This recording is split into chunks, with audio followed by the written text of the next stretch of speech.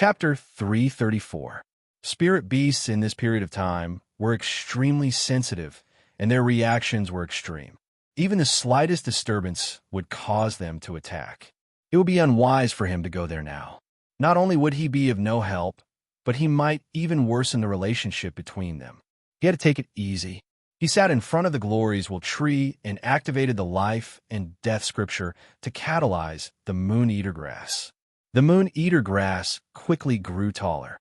Then it began to grow tassels, just like how a grain would grow tassels. Then it slowly withered and turned yellow. They withered and fell into the mud, leaving behind thousands of seeds. Chuli planted more than 100 seeds and urged them to grow.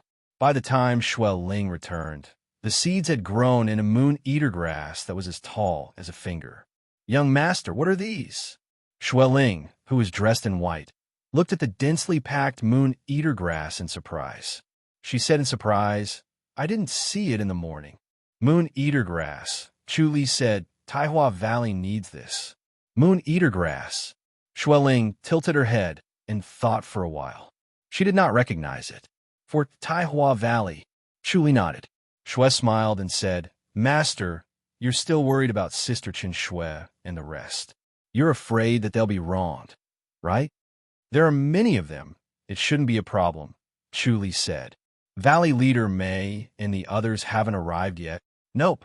Shuel Ling shook her head and said, "The news from the ground is that they will only arrive in 2 days." Chuli frowned. This valley leader Mei is too slow.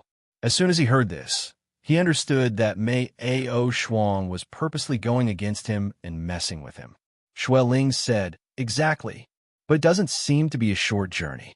They must be dawdling on the road." Chuli scoffed. He had hoped that Chen Shui and the others would leave before the wedding to avoid getting caught up in the storm. If some people wanted to plot against him, it was inevitable that they would target Chen Shui and the others. Mei Ao Shuang had to walk so slowly. She must have seen through his thoughts and purposely acted against him. She wanted to train her disciple as much as she could on the road. Otherwise, she would have arrived a long time ago. "Should we rush them?" Shuel Ling asked. Chuli waved his hand. "From tomorrow onwards, let Chen Shui and the others into the public house." "To our island?" Shuel Ling asked. Chuli said, "Our island will attract too much attention. Arrange for them to stay elsewhere. There are many houses on the island. It's best not to let people know." "Yes," Shuel Ling replied. Shuel Ling continued, "By the way, Master, young Alliance leader Han has already bought a house in the city and went to see Inspector Jiang today. It seems to be very unpleasant." "Brother Han." Chuli smiled. Shuel Ling smiled and said, "Master, you are on good terms with him. Do you want to investigate?" Chuli waved his hand. "There's no need for that. He's a smart person and is worth befriending. Help me send him an invitation. Tonight at the New Moon Brothel." "Oh right, ask Brother Jiang to go see Valley Master Mei and give her a stalk of moon-eater grass." "Yes," Shuel Ling answered crisply and began to grind the ink. Her jade-like hands and the inkstone reflected each other. The black was especially distinct, making her jade-like hands appear even more lustrous and exquisite. She opened an invitation and dipped the brush into the ink. "What time is it?" "The lanterns have just been lit." Chuli said, "Don't make dinner either. Let's go to New Moon Brothel for dinner." Shui replied and quickly finished writing the post. Then he went to the spiritual soil and pulled out a moon-eater grass, wrapped it up, and lightly floated away. Chuli and Shuel Ling arrived at New Moon Brothel. New Moon Brothel was already very lively. Amid the music, people entered from time to time and were led to different floors. Chuli and Shuel Ling went up to the second floor and found a seat. Lu wore a lake green gown and walked over like a weak willow in the wind. She smiled sweetly and said, "Chief, it's rare for you to visit." Chuli closed fists, saluted, and smiled. "I'm treating a friend to a meal. Miss Lu, I'll have to trouble you to accompany me. It's rare for Chief to come." Lu pursed her lips and smiled. "I can't wait for it. Should I find another sister? Let's wait for my friend to come." Chuli smiled. Shuel Ling held Lu's arm and smiled. "Sister Lu is resting tonight. She heard that you were coming, so she specially came over." Chuli said, "There's no need for that. Lu pursed her lips and smiled. She shook her head and did not say anything. She was quiet and did not like to talk much. However, she suited Chu Li's taste. As they were talking, Han Fei brought Luo Chuan up the stairs in big strides. When he saw Chu Li, he closed fists, saluted, and smiled. Thanks to Brother Chu, I can finally come to New Moon Brothel.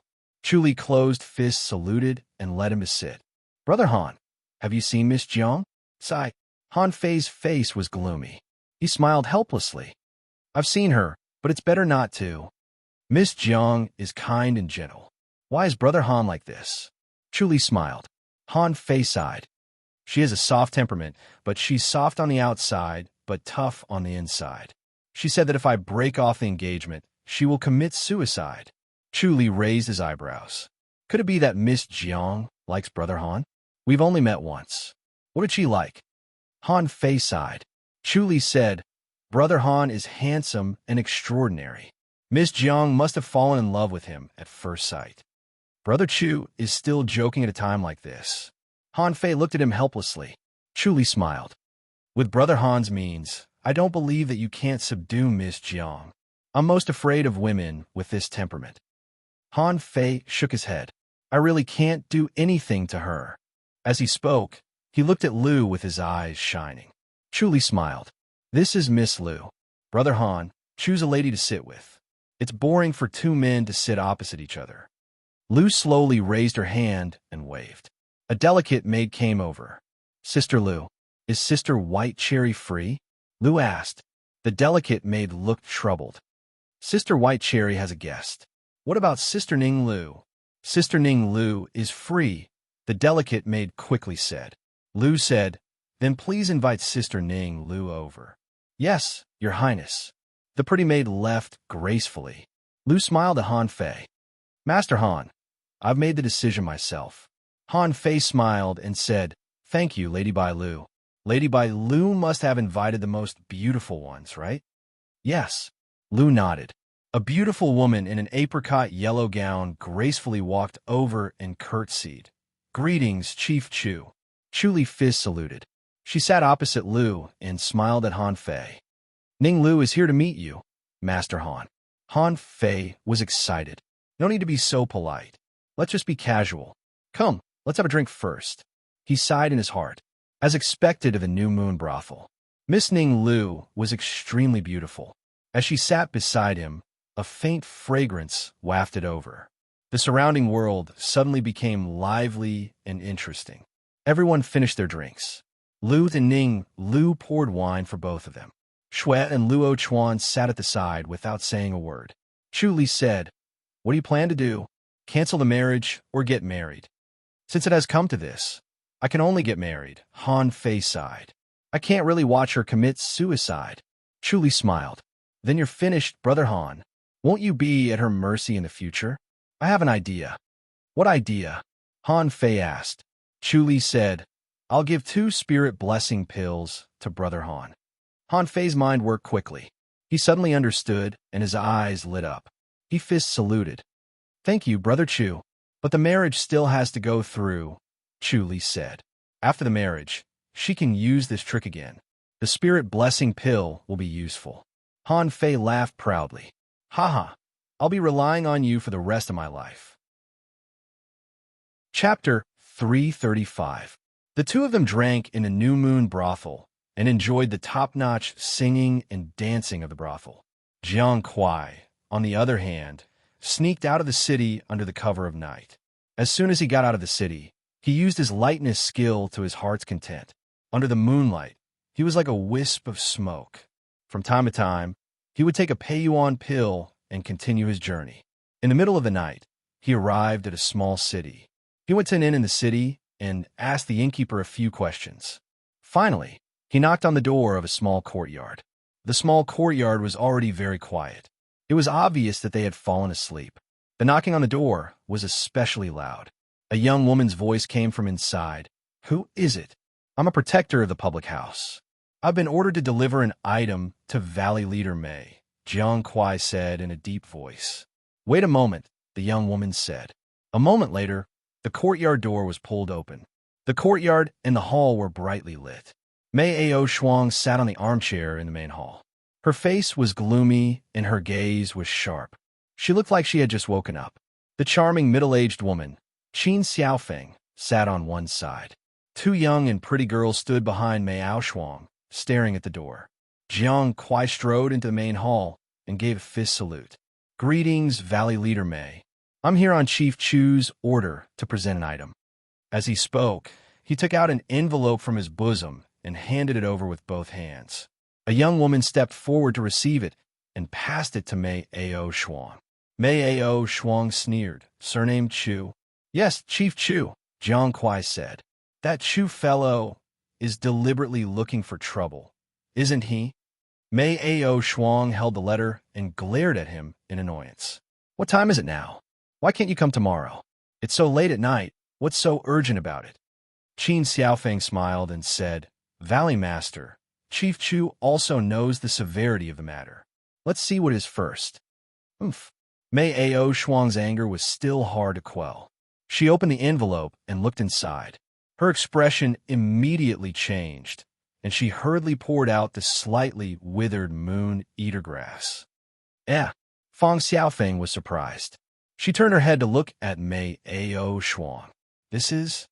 Mei Ao Shuang's expression was solemn and solemn. She picked up the moon-eater grass and looked at it carefully a few times in front of her eyes. She raised her head and looked at Jiang Kuai. "What did he say?" "Chief Chu didn't say anything. He only asked me to send it to Valley Leader Mei as soon as possible," Jiang Kuai said. "He didn't say anything?"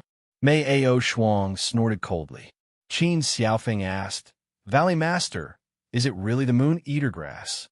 Her voice trembled slightly. She knew very well what this moon-eater grass meant. Taiwa golden pills were used up one after another. The fundamental reason was that the moon-eater grass could not be found. It was almost extinct. Among the many spirit herbs in the Taiwa golden pill, the only one that was missing was the moon-eater grass. Without the moon-eater grass, he could not refine the Taiwa golden pill. The Taiwa golden elixir signified the achievements of the Taihua Valley disciples, and it determined the strength of the Taihua Valley. In order to find the moon-eater grass, Taihua Valley had expended too much manpower and resources. Unfortunately, the result was hopeless. They had searched the entire world and still could not find the moon-eater grass. He had never expected to see the moon-eater grass here today. Go back and tell Chu Li that I'll be there tomorrow." Mei Ao Shuang carefully put the moon-eater grass back into the envelope. Keeping it in his embrace, Zhang Xian said in annoyance, "Tell him not to worry." She immediately saw through Chu Li's intentions. He felt that she was delaying him and was urging her to hurry over. Jiang Kuai gave a fist salute. "Sorry for disturbing you. I'll take my leave now." He turned around and fluttered away, disappearing into the night. "What does Chief Chu mean by this?" Fang Xiaofeng asked. "He's urging us to hurry over," Mei Ao Shuang said coldly. "Cunning fellow, if you have something to say, just say it directly. Why do you have to use this kind of method to play tricks?" Fang Xiaofeng laughed secretly. If Chief Chu Li really said it directly, not only would the Valley Leader not listen, she would even dawdle even more.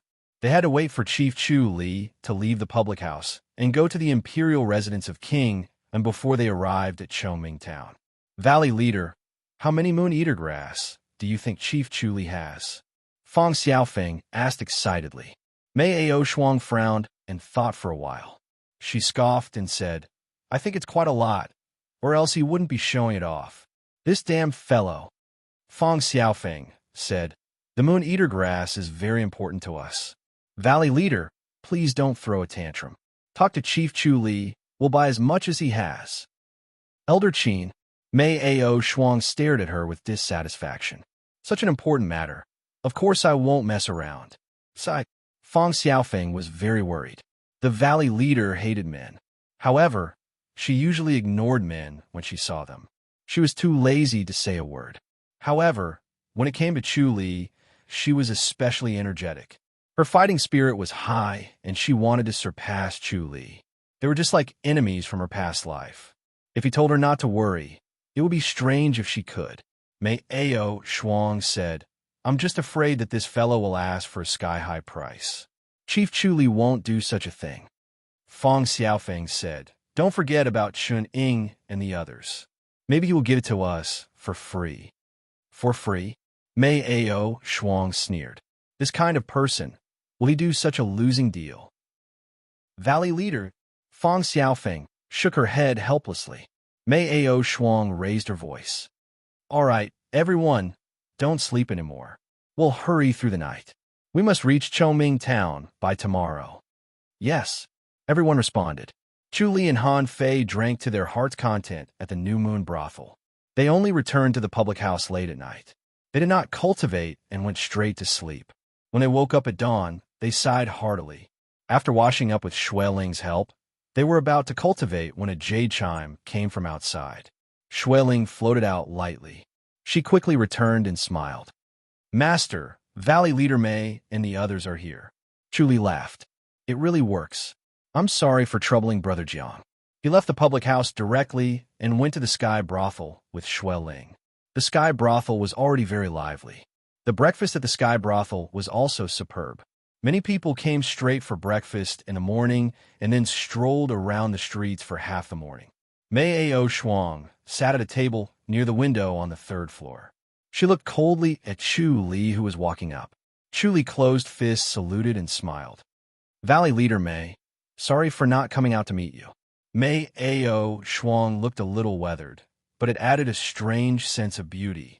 She was like a haggard beauty, which made her even more lovely. Her jade face tensed up. She said coldly, Head Chief Chu Li, this time it goes your way, right? Chu Li sat opposite her and nodded at Fong Xiaofeng with a smile. Mei Ao Shuang originally wanted to attend the banquet alone. Fong Xiaofeng insisted on coming along. She was afraid that Mei Ao Shuang would throw a tantrum again and mess things up. If it was any other time, it would be fine if it was messed up. She was the valley leader, and Fong Xiaofeng did not want to interfere. However, this was not a trivial matter. It concerned the rise and fall of Taihua Valley. Chu Li smiled. Valley leader Mei, there is no need to rush. I plan to let them wait until the second lady's wedding before leaving. Mei Ao Shuang had originally decided not to lower herself to his level. For the sake of the Moon Eater grass, she would endure it. But when she heard this, she suddenly became angry. No need to rush. No need to rush you. Chu Li interrupted her and smiled. But I want to let Valley Leader Mei know about this good news earlier. So I asked someone to send it over early to see if it is the Moon Eater grass that you need. Mei Ao Shuang gritted her teeth. She stared at him hatefully. Good. That's right. It is the Moon Eater grass. She took a deep breath. Her towering chest rose and fell violently. She decided to endure this anger for now. Chu Li smiled. That's good. I found more than 100 of them. I will give them all to Valley Leader Mei. For me, Mei Ao Shuang's anger was suppressed. Chu Li said, I have no use for the Moon Eater grass. It just so happens that Valley Leader Mei needs it. We are considered a family now. Valley Leader Mei can just take it. There is no need to treat me like an outsider. Who is family with you? Mei Ao Shuang could not help but scoff. Fong Xiaofeng hurriedly smiled. Chief Chu Li, thank you very much. But we can't just take it for free. Chu Li nodded. If that's the case, I will ask Valley Leader Mei for a small favor. What favor? Mei Ao Shuang looked at him cautiously. Chapter 336. P.S. The Fifth Alliance has been formed. The alliance leader, Zai is my wife. P.S. Recommendation tickets. Please recommend tickets. There will still be 6 updates today. Please recommend tickets. Chu Li smiled. It's the second lady's wedding. It's inevitable that there will be some troublemakers. The manpower in the public house might not be enough. Mei Ao Shuang said coldly. Chu Li, you should know that I don't want anything to do with the High Duke's public house. Chu Li sighed and said helplessly, if only the third lady was here, it would be much better. Unfortunately, Mei Ao Shuang frowned and glared at him. The High Duke's public house announced to the public that the third lady was an isolated cultivation. She would not come out even after the second lady's wedding. Maeo Shuang was extremely furious. This man with the surname Chu was the most detestable. He always used Shao Qi to force him. If Shao Qi was here, she wouldn't have let me do this. Maeo Shuang scoffed coldly. Chu Li smiled. Yes, it's a pity that she's not around. There's really no manpower in the residence. If anything happens to the second lady, and we can't stop it because we don't have enough manpower, I wonder how sad the third lady will be when she comes out of isolated cultivation. The one with the surname Chu, you are really despicable. Maeo Shuang glared at him hatefully. Valley Master Mei, please forgive me. Chu Li spread his hands and smiled bitterly. I'm also forced into a corner. There are too many people eyeing the second lady's wedding. If it's really ruined, then the reputation of the House of High Dukes will be gone. We'll lose our deterrence towards the martial arts world within our borders. If we can't suppress them, they'll definitely take the opportunity to stir up trouble. I don't know how many innocent people will die. Maeo Shuang's eyes flashed. Although she was angry and did not like Chu Li, she had to admit that Chu Li was right and had hit the nail on the head. Once the High Duke's public house lost its deterrent power, the martial arts factions that were firmly suppressed within the borders would definitely not let go of the opportunity. They would definitely seize the opportunity to rise up. Flames of war would be lit everywhere, and countless people would die in disputes. Chu Li sighed. But if Valley Leader Mei is really unwilling, I dare not force you. After all, once someone finds out about Valley Leader Mei's identity, Taihua Valley will indeed become the public enemy of the martial arts world. As long as you understand. Maeo Shuang glared at him. Chu Li smiled. But we could take a step back. Valley Leader Mei doesn't have to be a maid. She can hide in the dark and wear a black mask. If the situation isn't dire, there's no need for Valley Master Mei to take action. In that case, Maeo Shuang muttered to herself. This was much better. Qin Xiaofeng also nodded her head repeatedly. Chief Steward Chu had taken a step back time and time again. After all, he had been a great help in finding these moon-eater grass. For the sake of these moon-eater grasses, it was not a big deal even if they really offended all the martial artists. As long as there were enough Taiwa Jindan, the strength of the disciples was guaranteed, enough to be ranked among the top sects, and those guys could only be in awe. Maeo Shuang thought about it, and saw through Chu Li's sinister intentions. He was asking for a sky-high price and returning the price when it hit the ground. In the beginning, the idea was to make him a surprise soldier, but he didn't mention it directly. Instead, he made an even more excessive request and retreated step by step until he was forced to agree. You really are a bastard who deserves to die. Maeo Shuang hated him so much that the roots of her teeth were itching. She wished she could give him a few tight slaps. Chu Li smiled. Valley Leader Mei has agreed. All right, I agree. Maeo Shuang said hatefully. If it wasn't for the moon-eater grass, it'd be useless even if you mentioned Shao Qi. Chu Li chuckled and nodded. The more she said that, the more it proved that Shao Qi was the one who was really useful. Every strike was a hit. Fong Xiaofeng said, Chief Chu, I have a presumptuous question. Where did you find this moon-eater grass? She also knew that this question was a little excessive, but the moon-eater grass was too important to Taihua Valley. For the sake of Taihua Valley, she didn't care about her old face anymore. Chu Li said, in a ravine. Unfortunately, the moon-eater grass there has been moved here. There shouldn't be any left. When do you need it? The moon-eater grass hasn't fully grown yet. It'll probably take half a month. Fong Xiaofeng said, pluck it now. It's a pity that the medicinal effects are damaged. Chu Li nodded. That's true. Maeo Shuang scoffed. You've wasted a stalk of moon-eater grass, which is a Taiwa gold pill. Chu Li said, that's okay, right? There are seeds for the moon-eater grass. Just plant some. You wish. The seeds aren't useful at all. Maeo Shuang scoffed coldly. Otherwise, why would it become extinct? Chu Li was surprised. Maeo Shuang scoffed. The moon-eater grass needs to be nourished by the feces of spirit beasts. Do you think you can make it grow so easily? Chu Li suddenly realized. I planted it with spirit soil. It hasn't died yet. It doesn't matter if there's no feces of spirit beasts. The key is the germination period. Mei Ao Shuang said, without the feces of spirit beasts, the seeds can't germinate at all. That ravine of yours, Chu Li said, it's a ravine near the 100,000 hills. He thought to himself. It seemed that the mysteriousness of the scripture of life and death was beyond his imagination. That's no wonder. Mei Ao Shuang said, it's very likely that some spirit beast will pass by. That ravine is too dangerous. It's better if you don't go. Chu Li smiled. Mei Ao Shuang scoffed coldly. You think your abilities are so great that you can deal with ordinary spirit beasts, don't you? Chu Li laughed. Are spirit beasts really that powerful? People like us won't survive even if we meet the weakest spirit beasts. Mei Ao Shuang said, they're favored by God. Their bones are 10 times harder than ours, 10 times faster than ours, and 10 times stronger. What do you have to fight them?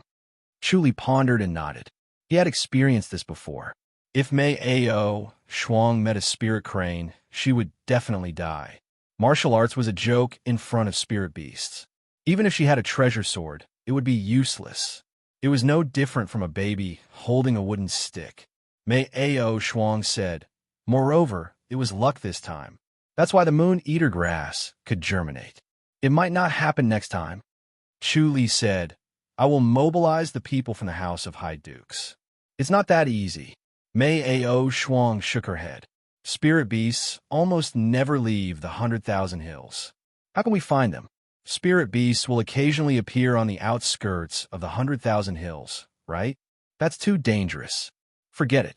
Mei Ao Shuang said, if the people from the House of High Dukes lose their lives, I won't feel at ease. Xiao Qi will blame me too. All right. Once we enter the imperial residence with the second lady and use the power of the imperial residence, we should be able to find some, Chu Li said. Mei Ao Shuang rolled her eyes at him and scoffed. I can tell that you don't like the imperial residence of King In. Do you still want the second lady to marry them? What else can I do? Chu Li shook his head. Mei Ao Shuang said, all right, it's up to you. I will act as a secret guard and help you in secret. Thank you, Valley Leader Mei, Chu Li smiled. Why don't you stay in the imperial residence? It'll be convenient for you to move around at any time. Forget it. I have a residence in town.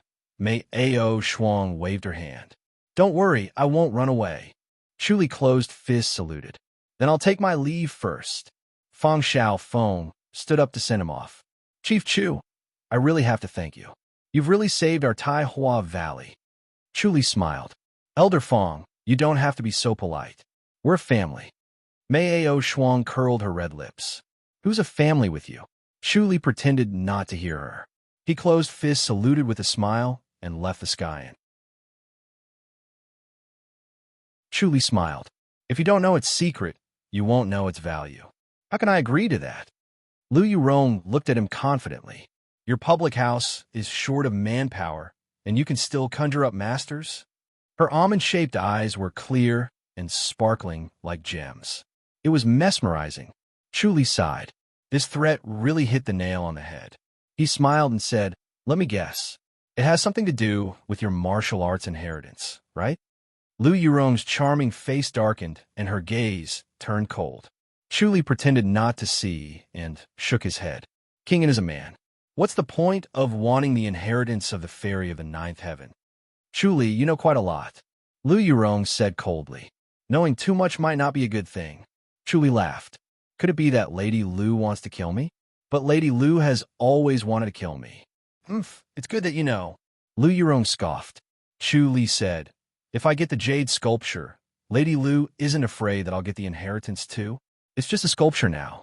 Lu Yurong said coldly. Chu Li said slowly, I see. If that's the case, then I'll help you get it. Lu Yurong smiled.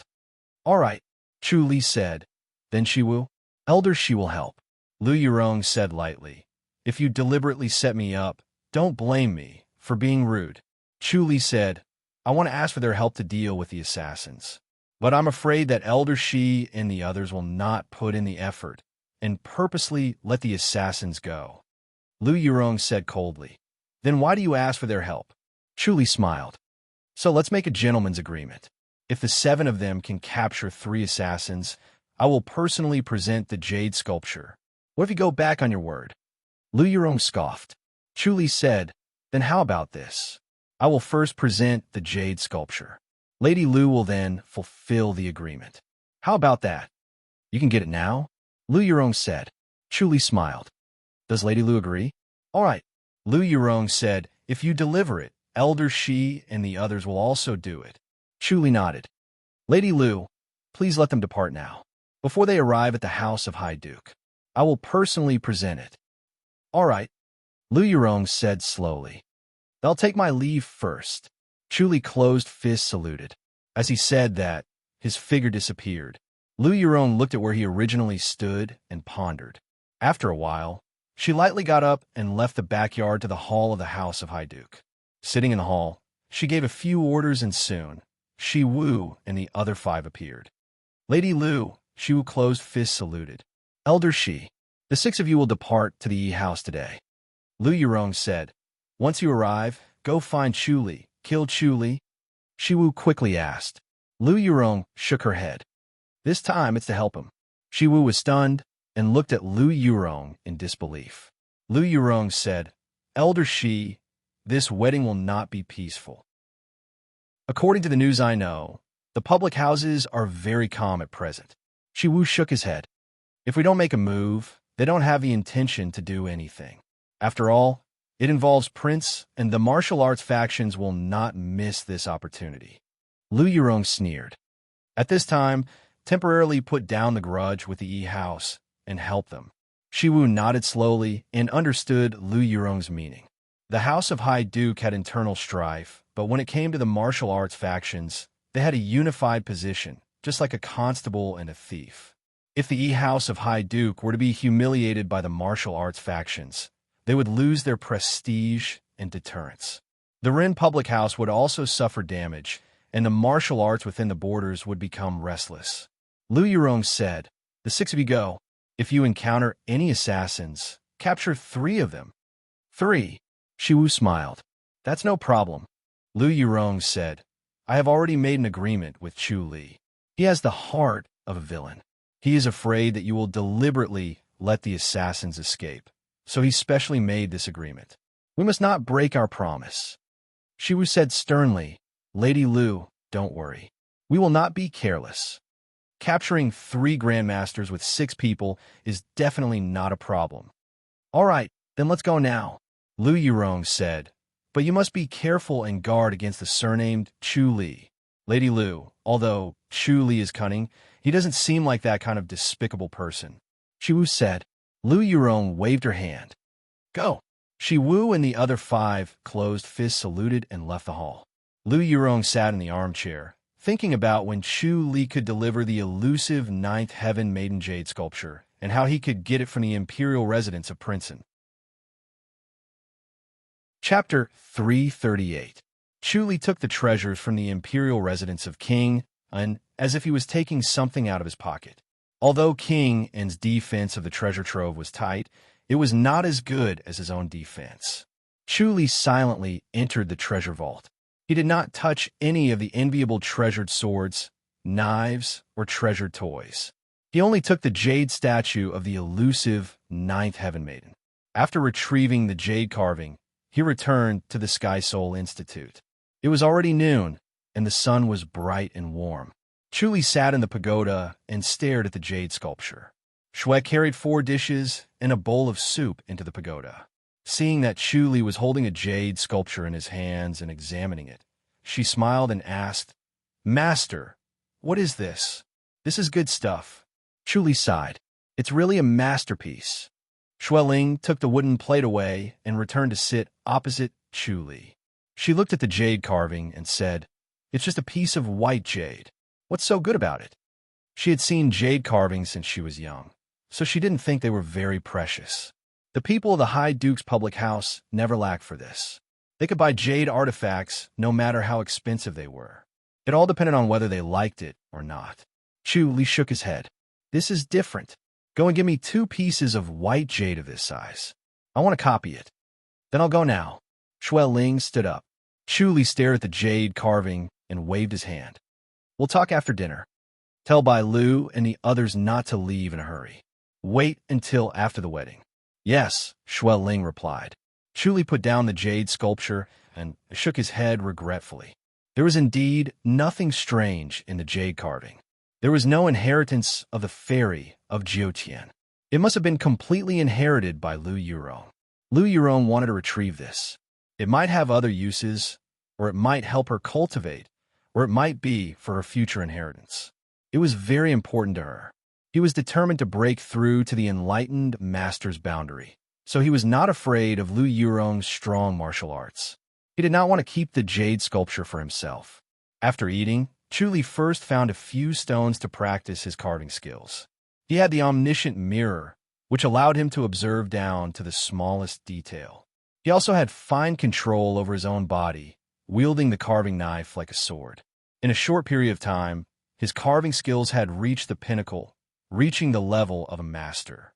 Looking at the stone sculptures, he nodded in satisfaction.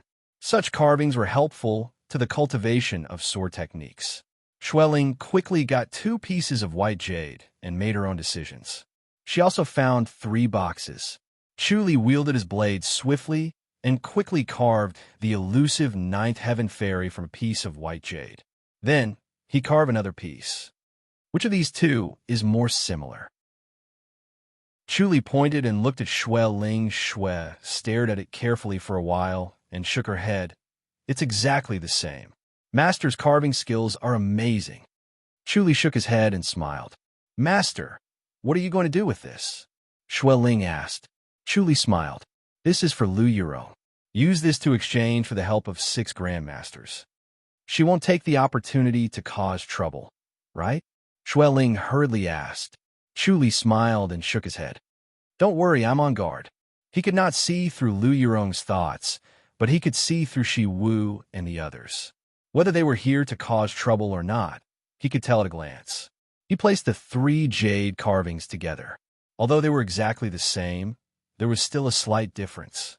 This slight difference seemed to be in the material, but the material was clearly the same. This jade statue had a special ability. It stopped getting up and sat back down. Shuai Ling looked at his expression and did not make a sound. She quietly retreated. Chu Li pushed the omniscient mirror to the extreme and used it all on the elusive 9th heaven maiden jade statue. He could even see every molecule of the jade statue. The omniscient mirror was like a microscope, observing the jade statue inch by inch, trying to find out its secrets. Unfortunately, even so, he still could not see anything special about the jade statue. Suddenly, he had an idea. The heavenly demonic energy that was hibernating in his heart suddenly separated a strand like a strand of hair and drilled into the jade statue. The jade statue suddenly flashed a clear light, and a clear image drilled into his mind. In the misty white clouds, a woman was sitting cross-legged on a cloud. Her body was like colored glass, and her hands were forming a strange mudra. There was a red line circulating in her transparent body. The red line circulated 2 times. Suddenly, a brilliance fell from the void and continuously entered her body, merging with the red line. The red line became thicker and faster. The woman's body became brighter and brighter, emitting a brilliant brilliance. As the brilliance from the sky continued to pour in, her body became brighter and brighter. In the end, she even became a round sun. Her figure could not be seen clearly, only a ball of light. Then the image disappeared, and everything returned to darkness. Chu Li opened his eyes and smiled. This must be the Empyrean fairy power. He once again appeared in the imperial residence of King En and returned one of his sculptures to the storehouse. The next moment, he appeared in the backyard of the Rin public house. 9 beautiful maids. Some were trimming the flowers, some were cutting the trees, some were playing the zither, some were playing the flute, and 2 were sitting beside Lu Yurong, feeding her snacks and fruits from time to time. Lu Yurong sat in the gazebo, reading a scroll. Feeling Chu Li's appearance, she turned her head and looked over. The 9 maids stared at him cautiously. Chu Li entered the gazebo under their watchful eyes. He put the 2 boxes on the stone table and smiled. Fortunately, I did not fail. Lu Yurong picked up one of the boxes and glanced at him. My lady, let me do it. A maid came forward and snatched the box. Chuli shook his head and smiled. He did not comment. Lu Yurong glared at the maid, but did not stop her. The maid opened the box and then opened the other one. Two Empyrean fairy jade statues appeared in front of everyone. Both were almost identical. Chuli stared at Lu Yurong's almond-shaped eyes. Lu Yurong glanced at them and reached out to pick up the real Empyrean fairy jade statue. She gently touched it and sighed. It must have been hard on you. Chuli smiled and did not say anything. Lu Yurong looked at the other jade statue and picked it up. She looked at it and turned to look at Chuli. Which master made this? It's enough to pass off as the real one. Chuli pointed at himself. Lu Yurong scoffed. You know this too? Chuli said, I carved two at the same time. One was placed in the imperial residence of King An's treasury. I think it can be hidden from him. This one is for Lady Lu to prevent it from being stolen again. This time, it will be hard for anyone to steal it. Lu Yurong scoffed. He can't see it. He only looks at it. All right, thank you. Elder Shi and the others have already set off. I have instructed them to take down the 3 assassins. Chuli closed fist saluted. Thank you, Lady Lu. I will take my leave now. Who do you think will make a move? Lu Yurong asked. Chuli smiled. It could be anyone, so we have to be careful. Goodbye. He disappeared from the Ren public house in a flash. The 9 maids surrounded him and stared at the real Empyrean fairy jade statue. They looked happy. My lady, he is really resourceful. He can steal this from the imperial residence of King An. We have to be careful of him. That's right. Our public house is not as strict as the imperial residence of King An. My lady is the best. You can use him to get this statue back. This way, my cultivation will be faster. Chuli was hidden in the dark and nodded. His guess was right. This statue was really beneficial to their cultivation. Chapter 339. Li Hanyin was practicing her swordplay on the martial arts field. The martial arts field was very lively. Almost all the disciples of the Snow Lunar Pavilion were there. In such a huge valley, the most lively place was the martial arts field. There would never be a lack of people. Some were training diligently in the martial arts field, silently working hard. Some gathered together to chat idly, slacking off, chattering nonstop. Some were sparring with each other, their swords coming and going fiercely, making the atmosphere even livelier. Li Hanyin practiced her swordsmanship alone. Her sword gleamed brightly. Her swordsmanship, which was originally soft yet strong, was filled with murderous intent in her hands. The onlookers made way for her, not daring to get close for fear of being accidentally injured by her. When she was practicing her swordsmanship, she was unconsciously influenced by the 7 styles of godly knife. She infused murderous intent into her sword, and her seemingly soft swordsmanship was still frightening. Suddenly, someone shouted, Du Feng is here. Ah, Du Feng. White Shroud Shindao Du Feng. Yes, Du Feng is already at the foot of the mountain. He'll be climbing up soon. He's finally here. Li Hanyin sheathed her sword, turned around and ran. Like a graceful goose, she flew out of the martial arts field and entered Suru's waterside pavilion. Suru was dressed in an apricot yellow gown. She was cultivating on the bed when she heard the commotion and slowly opened her eyes. Sister Du Chio, Brother Du, is here. Du Feng is here. I heard that we're already at the foot of the mountain. Li Hanyin's eyes lit up, her voice excited. Suru was not as excited as she was. She was no longer as weak as she was when she first arrived. She could not wait for Chuli to stay. Master Shuninghu was no longer in seclusion after she recovered from her injuries. With Li Hanyin as her companion, she was no longer lonely and had regained her original appearance of Suru.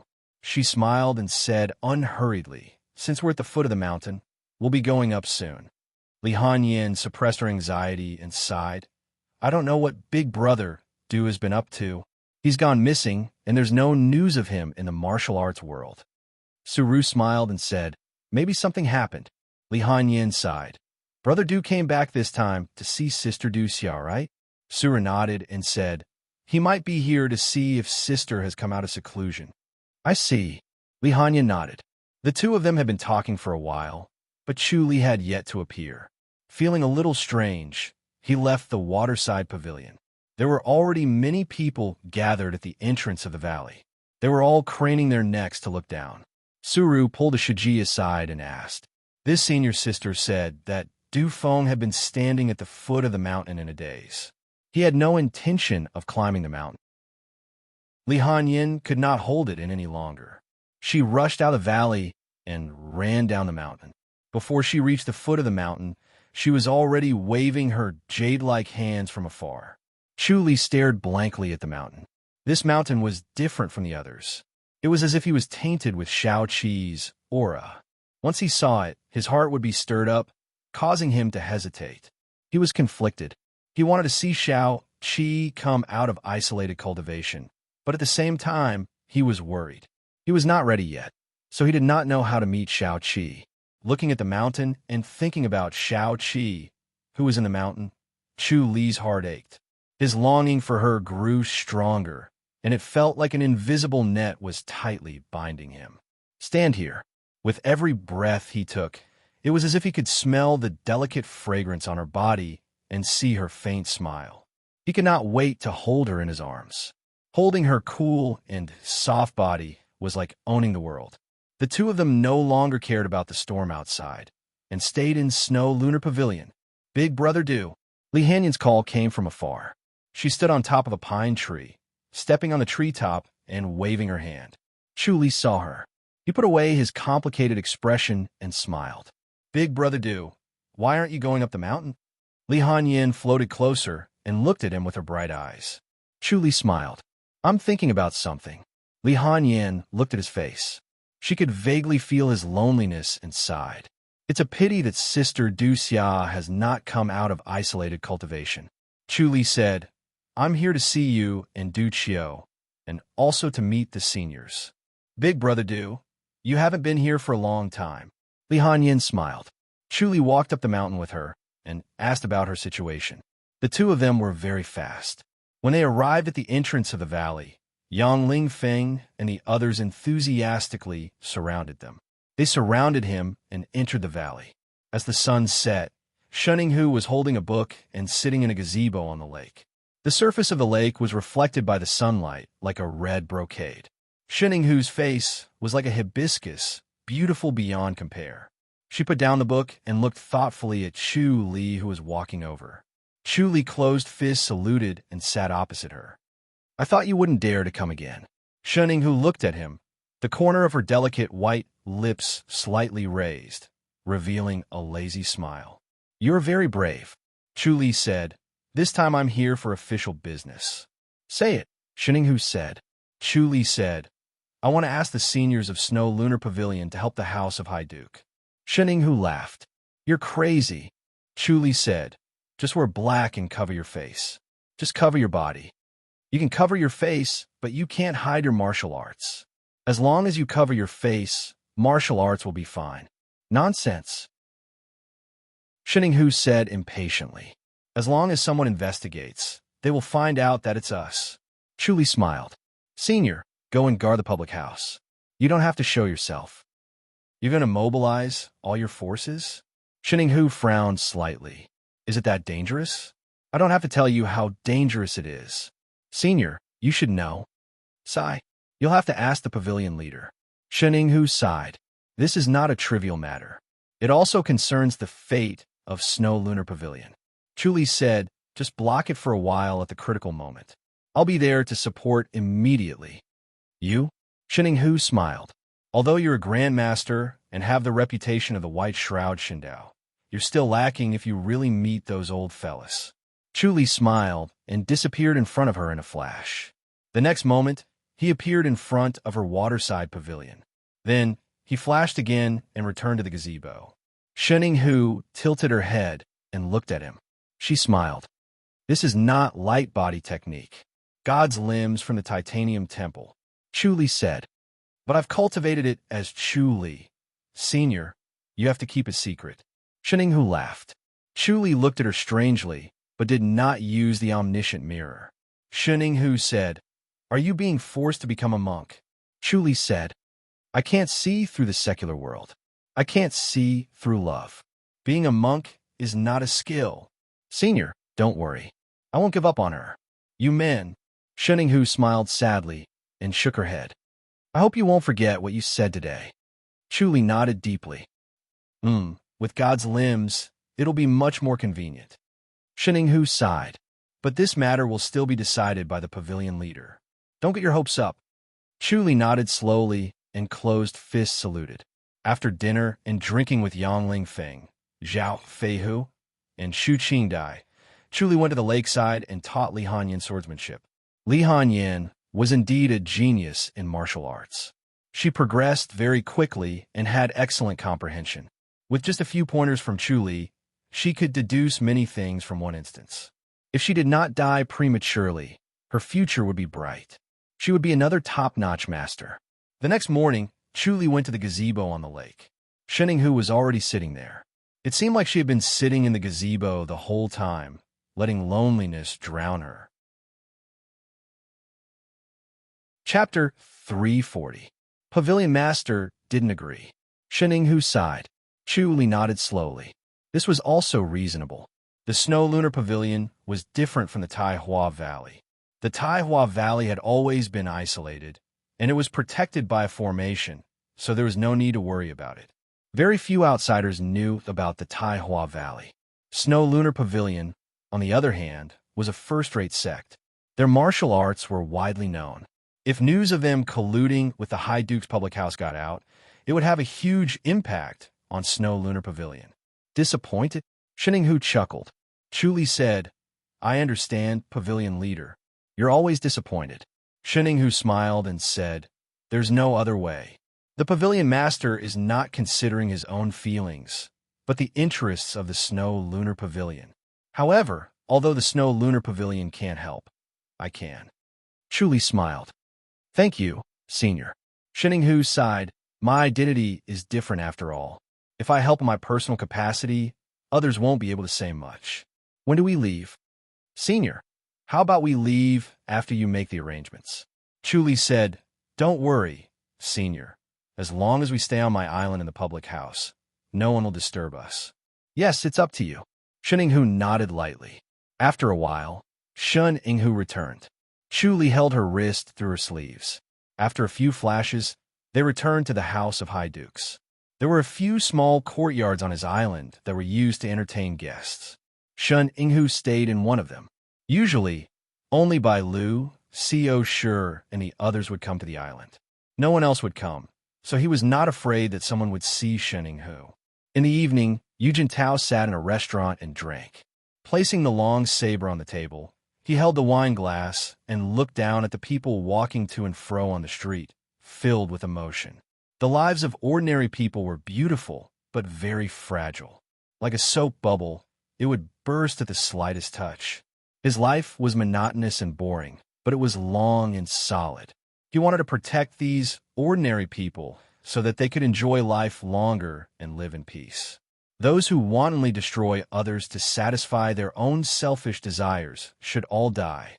From commoners to martial arts masters, to high-ranking officials, nobles, and even princes, there were countless villains.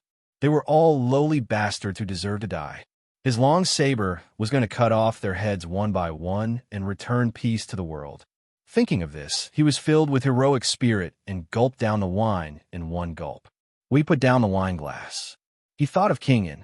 In the previous incident, he had helped Princein, so the grudge between them could be considered settled. Kingin was known as a virtuous person, but he was actually a sinister person.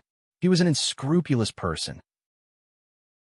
If such a person really became the emperor, it would either be a blessing or a curse, and the people would suffer. It was a pity that he was just a martial artist, a mountain villager. How could he kill evil people? However, he could not kill someone like Kingin. There were too many martial arts masters around him. He would die before he could even get close to him. What a pity. Last time, Chuli was lucky. Otherwise, if he had died because of him, he would have committed a grave sin.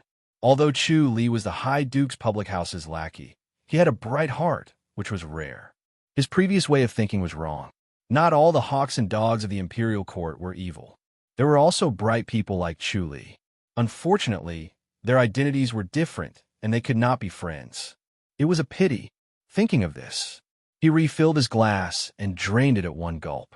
The sound of footsteps could be heard, and his ears twitched. This person's footsteps were light and indistinct, and he had a profound qing gong.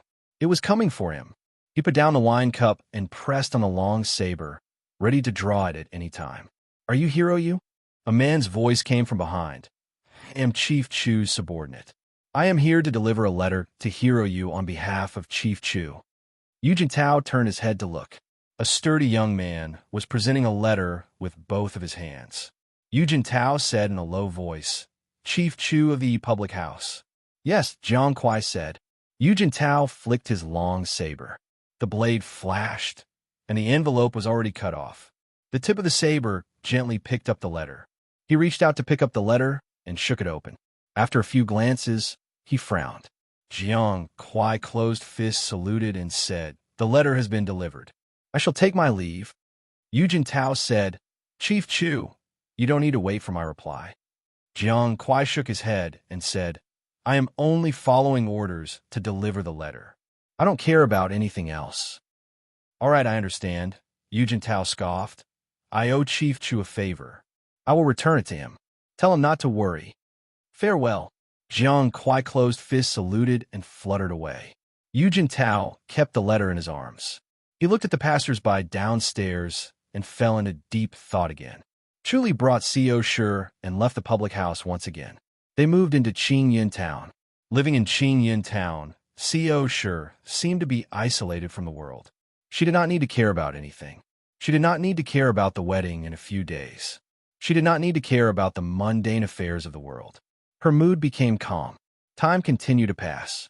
The day of the wedding finally arrived. If it was a lady from an ordinary family or a concubine of the imperial residence, the bride would be brought to the fairy's capital first. On the day of the wedding, Prince would not have to go too far to fetch the bride.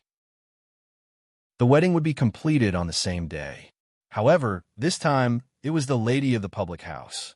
She was also Prince and concubine.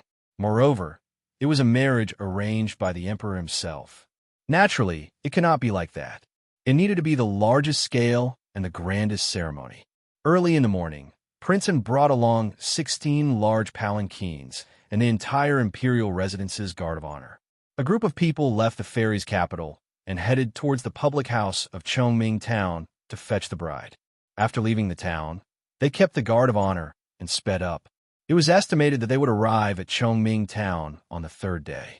If they wanted to make it an auspicious time, they would have to enter Chongming Town on the fourth day. 6 grandmasters accompanied Prince and to protect him. Guyu and Ding Jian were both killed by Chu Li. Other than the monk Su Ning, who accompanied Prince Sin, there was also the protector commander of the imperial residence Zheng Lide and the deputy commander Meng Ji. They brought along 4 grandmasters. As a prince, 6 grandmasters was already the limit. Any more, and it would be overstepping the limit. The next morning, they had just set off when Meng Ji came to report, "Your Highness, the chief of the public house, Chu Li, is here to welcome you." "Chu Li?" Prince N's handsome face darkened. He said coldly, "He's here." Meng Ji lowered his head and did not dare to say much. "Yes, he brought 2 grandmasters with him. He said he's here to welcome your highness." Let him come," Prince N said coldly. Meng Ji carefully retreated. He knew the knot in Prince N's heart. He wanted to get rid of this Chu Li as soon as possible. However, he could not even kill him when he attacked. Instead, he lost 2 of his generals. As a prince, when had he ever suffered this kind of humiliation? However, this guy's identity was special. He could not deal with him openly. He could only do it secretly. After a while, Chu Li brought 2 elders with him on his horse. He galloped like thunder. When he got close, he pulled the reins of his horse. Neigh! With a long neigh, the 3 horses stood up. Chu Li jumped off the horse. He ignored the protectors around Prince and who were holding onto their swords and staring at him. They were ready to attack any time. He closed fists, saluted. "Rank 1 scribe of the House of High Dukes. Chu Li, greets your highness Princeton. When did you get promoted to rank 1? Princeton sat on his horse. He squinted his eyes and stared at him from above. He said coldly, "You've been promoted too fast, haven't you?" The ranks of the House of High Dukes and the Imperial Court were the same. Chu Li was rank 1 in the House of High Dukes. When he arrived at the Imperial residence, he would be rank 1 too. The Imperial residence of Prince and did not have any rank 1 scribes or protectors. Once Chu Li entered the Imperial residence, he would be the highest rank. Even the protector commander Zheng Lide had to salute him. Prince cursed in his heart. This move was really disgusting. It's all thanks to Master Xiao Taiying's kindness. Chu Li closed fists saluted in the direction of Chongming Town in the south. He said seriously, "Master Xiao Taiying's identity is different. It's not convenient for him to welcome your highness personally. He specially sent me to welcome you on his behalf. I hope your highness can be magnanimous." "I understand. Let's be on our way." Prince said lightly, "Chu Li, follow me. I have something to ask you." "Yes, your highness." Chu Li nodded with a serious expression. He turned over and got on his horse. The horse's head moved back a little. He was a step behind Prince. Chapter 341. Seeing his behavior, King N's anger surged and turned into killing intent. He wanted to order his men to hack him to death. His rationality suppressed him. He pursed his lips and did not call for help. This Chu Li was obviously arrogant and domineering, but he did not mess up his etiquette, which made him look even more arrogant. King N felt that he could not stand it any longer. He had to deal with him quickly to prevent himself from feeling uncomfortable. Chu Li kept a straight face and said solemnly, not saying a word. After a while, King N calmed his anger and killing intent. He said coldly, "I heard that the second lady is not willing to get married?" Chu Li said calmly, "Your Highness, it was the second lady who personally sent someone to look for your Highness. The one who is most willing to get married is the second lady. I wonder where your Highness heard this rumor?" King N said lightly, "Looks like it's a rumor. That's good.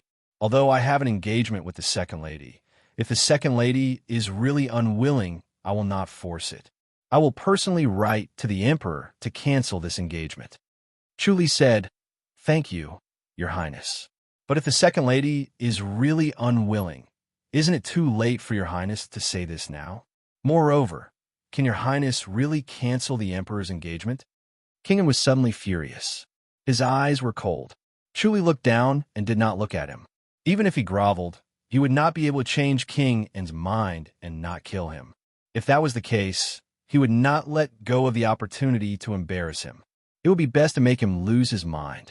An irrational king and would be easier to deal with. He glanced at Su Ning, who was on the other side of King N. The little monk looked down and did not say a word. He did not even move, which made people involuntarily ignore him. But in Chu Li's eyes, Su Ning was very obvious. The Sarira beads in his hand emitted a golden light that enveloped him and King N. His omniscient mirror could not see through King N's heart. Chu Li thought to himself that he had to think of a way to make Su Ning leave. The monks from the Titanium Temple wanted him to listen to them. He could only start with cultivation. The horses galloped. The entire group did not speak. They all heard the conversation between Chu Li and King N and were frightened. Even if he was rank 1, he must be tired of living to dare to talk to his Highness like that. Prince N gradually suppressed his anger and slowly said, "I heard that you want to follow me to the Imperial residence." Chu Li said, "The lady can't live without her family to serve her. If she's from her maiden family, she'll have to bring her maidservants. What's the point of bringing a grown man like you along?" Prince N said lightly. Chu Li said seriously, "The inside of the Imperial residence is unfathomable. Second lady is alone with only a maid to accompany her. I really can't feel at ease." Could it be that Princess Shui and Princess Song only brought maids into the mansion? The two-side concubines could bring guards into the Fu, but second Miss, as the main concubine, could not bring guards? It seems that in his Highness' heart, the old people are more important. Miss has respected his Highness' virtuous name in vain. I admire your Highness, so as soon as I recover my health, I didn't care that your Highness is over 40 years old and insisted on carrying out the engagement. If I knew your Highness' thoughts, I don't know how sad second miss would be. As the Miss's bodyguard, I also feel disappointed. King An's face darkened, and he shouted, "How dare you?" Chu Li's expression did not change. "I'm just speaking logically. How am I being presumptuous? You dare to sow discord between me and second miss. Isn't that presumptuous?" King An said coldly. Chu Li said, "As the second Mrs. Scribe, I saw that your highness is so biased. If I have been presumptuous, I can only hope that your highness will forgive me. If there's a next time, I will not forgive you." King An stared at him coldly and murderously. In the imperial residence, the law is merciless. Don't blame me for not warning you. Thank you for your reminder, your highness. Chu Li closed fists saluted and said seriously. Seeing him like this, King An became even angrier, but he knew that being angry would not help. Find an opportunity. Just kill him. If 2 grandmasters could not kill him, then 3. If 3 was not enough, then 4, 6, 8. If all the grandmasters in the imperial residence were to be mobilized, he did not believe that he could not kill this brat. Thinking of this, he gradually calmed down. There was no need for him to waste his energy on a dead man. He waved his hand and said lightly, "You may leave. I need some peace and quiet." "Yes, your highness. I will take my leave." Chu Li closed fists, saluted, and retreated. He went to the last position of the line. Zhao Qingshan and another grandmaster, Lu Donglu, came over. Zhao Qingshan whispered, "Chief, why did you have to contradict King An?" Lu Donglu said, "It was satisfying, but I'm afraid that there will be future troubles. This King An does not look like a broad-minded person." Chu Li smiled. "I know what I'm doing. Elder Zhao, Elder Lu, be careful. If there's an assassin, don't rush forward." Yes. The 2 of them smiled and answered. The following day, Chu Li stayed at the back of the line. He did not meet King An, and King An was too lazy to see him. They traveled at full speed. The 16 porters were all light body technique masters. Their speed was not any slower than a fast horse. The rest of them rode on horses and traveled at full speed. On the evening of the second day, they missed their lodging and rested in a post house in the forest. Chu Li, Zhao Qingshan, and Lu Donglu gathered together. These 2 days, they followed the line obediently. Meng Ji, who was secretly watching him, was relieved. The moon was in the middle of the sky. King An was surrounded by everyone. He sat cross-legged around the campfire. The campfire was blazing, lighting up the surroundings. Everyone sat in 2s and 3s, meditating and adjusting their breath. They maintained a state of vigilance. The journey was too peaceful. It made everyone's hair stand on end. According to their guesses, there should be some twists and turns along the way. There would always be some ignorant people who would cause trouble. In the end, the journey was peaceful. No one jumped out. This made them more worried. The calmer it was, the more powerful the explosion would be, especially since they might be able to reach Chongming town tomorrow. Tonight was their best chance to act. "Who is it?" Chu Li shouted and opened his eyes. 10 men in black leaped out from the forest. They were like 10 wisps of smoke. They struck their palms in the air. The guards of honor at the outermost layer, although they had martial arts, they were not considered masters. They collided with the invisible palm energy and flew out. Chu Li suddenly flashed and appeared beside King, and Zhao Qingshan and Lu Donglu followed closely behind him and rushed over. Zheng Lide and Meng Ji were also beside King An. The other 2 grandmasters rushed out to meet the 10 men. Bang, bang. The 2 grandmasters were directly hit and flew out. The 10 men who came were all grandmasters. King An's grandmasters could not even withstand a single blow from the 10 palm energy. King An said in a deep voice, "Who are you?" Your highness, it must have been hard for you to come all the way here." One of the men in black sneered and waved his hand. The 10 men in black leaped up and rushed towards King, and Chu Li looked up and let out a long howl. As soon as the howl ended, more than 10 long howls echoed from not far away. The howls merged into one and resounded through the night sky. The 10 men in black's expression changed slightly.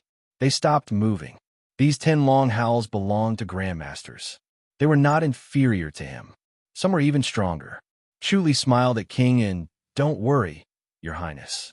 Since you are in our territory, the House of High Dukes will not let you get hurt. Your Highness, watch how we capture them. The 15 Grand Masters were all dressed in blue robes with blue scarves covering their faces. They appeared behind the 10 men in black and surrounded them. Chuli said in a deep voice, "Don't let any of them go. Kill them all." "Yes." The 15 Grand Masters shouted in a deep voice. Chuli turned his head and said, "Elder Zhao, Elder Lu, you two go too." "Yes." Zhao Qingshan and Lu Donglu closed fists saluted. They fluttered and joined the group of masked men in blue. King En's face was pale. He stared coldly at Chuli. Chapter 342. All right. King En gritted his teeth and spat out the word. 17 Grandmasters against 10. Almost 2 against 1. A chaotic battle ensued. Palm energy surged. Fist energy surged. Everyone felt like they were in a raging wave. The force was everywhere. A slight carelessness could lead to death. King En's entourage kept retreating.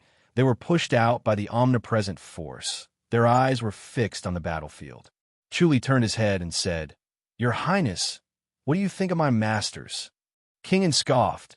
"Didn't you say that the High Duke's public house only has 8 Grandmasters?"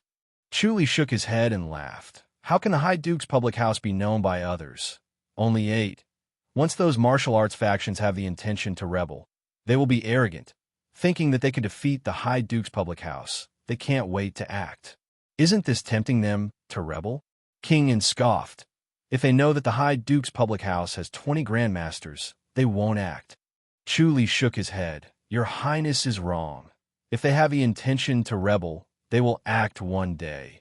If they wait too late, the rebellion will become stronger. The destruction will be more intense. And when they accumulate enough power, they will really suppress the High Duke's public house. Then the world will be in chaos." "The world will be in chaos?" King En scoffed. "That's sensational." Chuli said, "Your Highness is knowledgeable. You can't not see it, right? If one day they can really suppress the High Duke's public house, one High Duke's public house will be breached. The High Duke's public houses will also lose their strongest deterrent. Those who have the intention to rebel will have hope.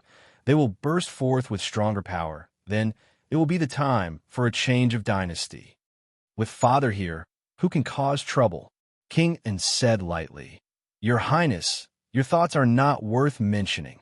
Chuli shook his head. "Your Highness has forgotten there is not only one enlightened master in the world, other than the Ji dynasty. There's also the Li dynasty, the Zheng dynasty, the Fu dynasty, and the Qiu dynasty.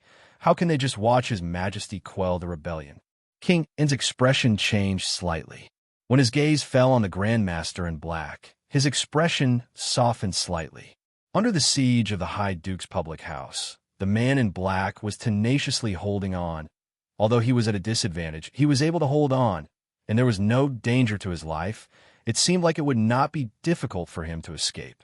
Chuli also looked at the chaotic battle in the field. The martial arts of these black-clothed men were indeed formidable, and their cultivation was profound. They were practically fighting 1 against 2, yet they were still able to hold on. Chuli shook his head and watched the battle in silence. King En turned his head to look at him and mocked with a faint smile. "It seems like your imperial residence doesn't have much of an advantage. I'm afraid that you won't be able to take down these assassins. Don't tell me that you can't even take down 1 against 2. Chuli smiled and looked at Zheng Lide and Meng Ji. "Why don't the 2 commanders lend them a hand?" Zheng Lide shook his head. Meng Ji scoffed. "Our duty is to protect the Royal Highness. We cannot leave him for even a moment." Chuli laughed. "Are you protecting His Royal Highness now to prevent me from assassinating him? If there's a first batch of assassins, it doesn't mean that there won't be a second batch. We have to guard against them." Meng Ji scoffed. "But Chief Chu, why don't you go and help?" Chuli glanced at Prince En and smiled. "My duty is to protect His Royal Highness, lest anything happens to him and affect the wedding. If the wedding can't be held because of Prince En's injury, it would be my fault." Prince En said faintly, "It's all right, you can go and help." Chuli smiled.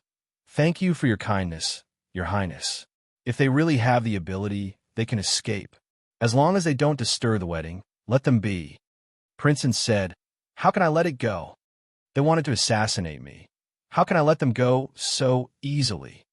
I wonder how your highness will deal with them?" Chuli smiled and asked. Princeton scoffed and said coldly, "Kill them without mercy." Understood. Chuli smiled and nodded. "I was waiting for your highness to say that. Lady Lu, it's time to show yourself." He raised his voice and shouted. His voice was like rolling thunder and resonated in the night sky. A lady in a white robe fluttered over under the moonlight. She was like a fairy that floated down from the moon. Her face was covered with a white veil, and only a pair of watery eyes could be seen. "Truly good plan." She scoffed softly and landed on the field. As soon as she arrived, her graceful figure suddenly sped up. She was as ethereal as smoke and quickly circled the field. The men in black who were fighting fiercely were no longer in the mood to care about anything else. They tried their best to hold on, and all of them had the intention to retreat. If this situation continued, they would not be able to turn the tables. They could only retreat and stay alive. Otherwise, they might really meet with misfortune. Lu Yurong was like a wisp of smoke as she bypassed the men in black. Rays of finger energy shot out. TSS, TSS, TSS. It was like a hidden weapon was shot towards the men in black. They were already at a disadvantage. Now that the finger energy was shot, they could not dodge in time. They could only use their palms or fists to block. The finger energy immediately entered their bodies. The strange finger energy drilled into their bodies and circled around them. It disturbed the circulation of their inner energy. Their bodies and movements suddenly became slow and sluggish. Their power was greatly reduced. Chuli smiled. "Lady Lu, what finger technique is this?" "You don't need to know." Lu Yurong scoffed coldly. She stepped on the treetop and fluttered away. Her sudden appearance was like a fairy that had been banished to the mortal world. She had already left, but her lingering fragrance still lingered in the air, causing people to involuntarily sigh in admiration and melancholy. Chuli saw these strange finger energies through the omniscient mirror. This was the unique inner energy of the elusive Nine Heavens goddess. Even Prince, and who cultivated the scripture of duality, was at a disadvantage when he encountered the elusive Nine Heavens goddess power. He could not get rid of it, let alone them. It was a battle between masters. These men in black were disturbed by Lu Yurong's finger energy. Their inner energy circulation was sluggish. It might be a small change, but when they were surrounded by two masters of the same level, it became a fatal key. One by one, the men in black were hit and fell under the joint attack of the men in blue. Some of the black-clothed men saw their companions fall to the ground and immediately wanted to escape, but it was already too late. Following the fall of 3 black-clothed men, even more blue-clothed men broke free and joined the encirclement. Those who wanted to escape attracted even more attacks. Lu Yurong's sudden appearance became a fatal blow. The situation took a turn for the worse. In the blink of an eye, 10 men in black fell to the ground. They were heavily injured and surrounded by the men in blue. Chuli laughed loudly. "Thank you for your help, Lady Lu." Lu Yurong's voice was faint as if it came from the sky. It was faint but clear. "No need to thank me. Just steal a few more jade carvings for me." Chuli's expression did not change. He turned to look at Princeton. "Your Highness, I did not fail you. Just do as your Highness said. Kill these people as a warning to others." "Wait," Meng Ji quickly said. "Chief Chu, it's not good to see blood on His Highness's wedding day. It's not auspicious." Chuli squinted his eyes and smiled. "As a martial artist, do you still need to pay attention to these things?" Meng Ji said. "These people's deaths are not to be regretted, but it's not worth it to ruin the happiness of the wedding." Chuli nodded thoughtfully and looked at Princeton. "What does your Highness think?" Princeton frowned and stared at these men in black. Chapter 343. Princeton shook his head. "What Deputy Commander Meng said makes sense. These people's deaths are not to be regretted, but if it affects the wedding, it will not be beautiful. I have the virtue of cherishing life. Just let them go. Let them go this time. I don't think they will rebel again." He continued, Chu Li, your hostility is too strong. You can't just be stubborn. You only know how to kill, kill, kill. You should be benevolent, be more lenient, give people a chance to turn over a new leaf. Chu Li closed fists, saluted, and smiled. Thank you for your advice, Your Highness. I will remember it. Princeton's gloomy mood eased a little. He nodded lightly. Chu Li went in front of the men in black and slapped each of them, sealing their acupuncture points, leaving only their mute acupuncture points unsealed, but he did not remove their masks. He returned to Princeton's side. Princeton frowned at him. He did not understand. Chu Li looked at them, shook his head, and sighed. Your Highness, I admire your benevolence, but it's not suitable for these people. If it wasn't for the secret guards of my public house, I'm afraid your Highness would have become their prisoner or even lost your life in their hands. For such evil people, do you still want to talk about benevolence, Your Highness? They might not go that far. Princeton shook his head. I believe they know their limits. If they really want to harm me, none of them will escape. Chu Li smiled. Your Highness, it seems that you still don't understand the people of the martial arts world. My public house has always dealt with them. I know the blood of the people of the martial arts world the best. These people often know that they will die, but they still want to do it, or else the public house will be free. But Your Highness, look at the world today. The public house can't have a day of peace. Every day there are martial arts masters breaking the law with their martial arts. They do not care about their own lives. They do not care about other people's lives. Princeton looked at him coldly. Chu Li shook his head and sighed. These are sacrificial warriors. They are already prepared to die. They would rather give up their lives just to kill you, Your Highness. So for these people, there's only one word, kill. Are you determined to kill? Princeton sneered. Do you not care about the wedding between me and the second lady? Chu Li said sternly. Your Highness, you have wronged me. I can only start a massacre. Otherwise, the road ahead will still be long, and every step will be difficult. There will be assassinations at every step. Princeton said disapprovingly, You're exaggerating. Chu Li said, Your Highness, you will know in the future. Let's kill him first. He said, lifting his arm. Your Highness, save us. One of the black-clothed men suddenly shouted. King N's expression changed. Chu Li let out a smile and shook his head. It's too late to ask His Highness to save us now. You came to assassinate me knowing that you're going to die. Why do you have to lose your integrity in front of everyone? There are so many companions to accompany you on the road to hell. You won't be lonely at all.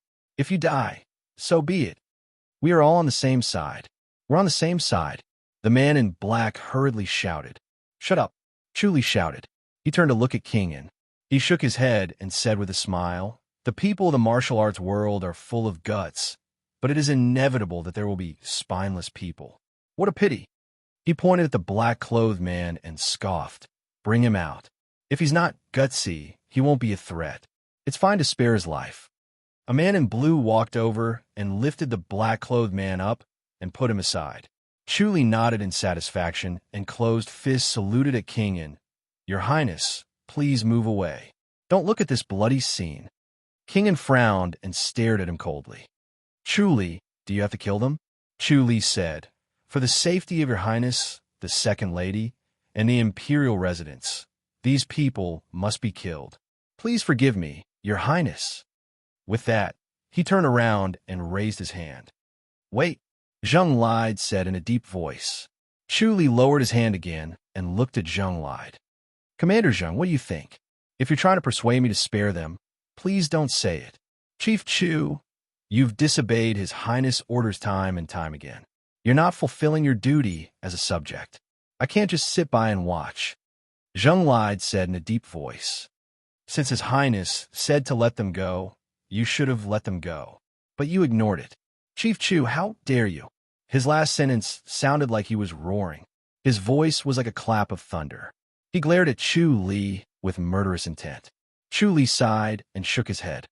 If Your Highness wants to talk about mercy, please forgive me for not being able to agree. This is the territory of the House of High Dukes, not Your Highness' Imperial residence. The Second Lady is not the princess yet. I'm first the chief of the House of High Dukes. Then I'm your Highness Imperial Residence. That's disgraceful. Zheng Lide scoffed. Everything under the heavens belongs to the king.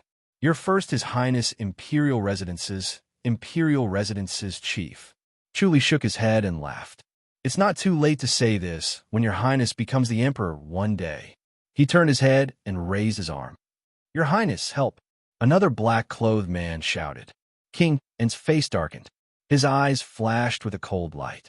Chu Li laughed. Don't tell me you're saying that you're one of us? One of us. One of us. The black-clothed man quickly said. Chu Li waved his hand. Move him to the side. A blue-clothed man moved him to the side and placed him together with the one who begged for mercy. One of us. One of us.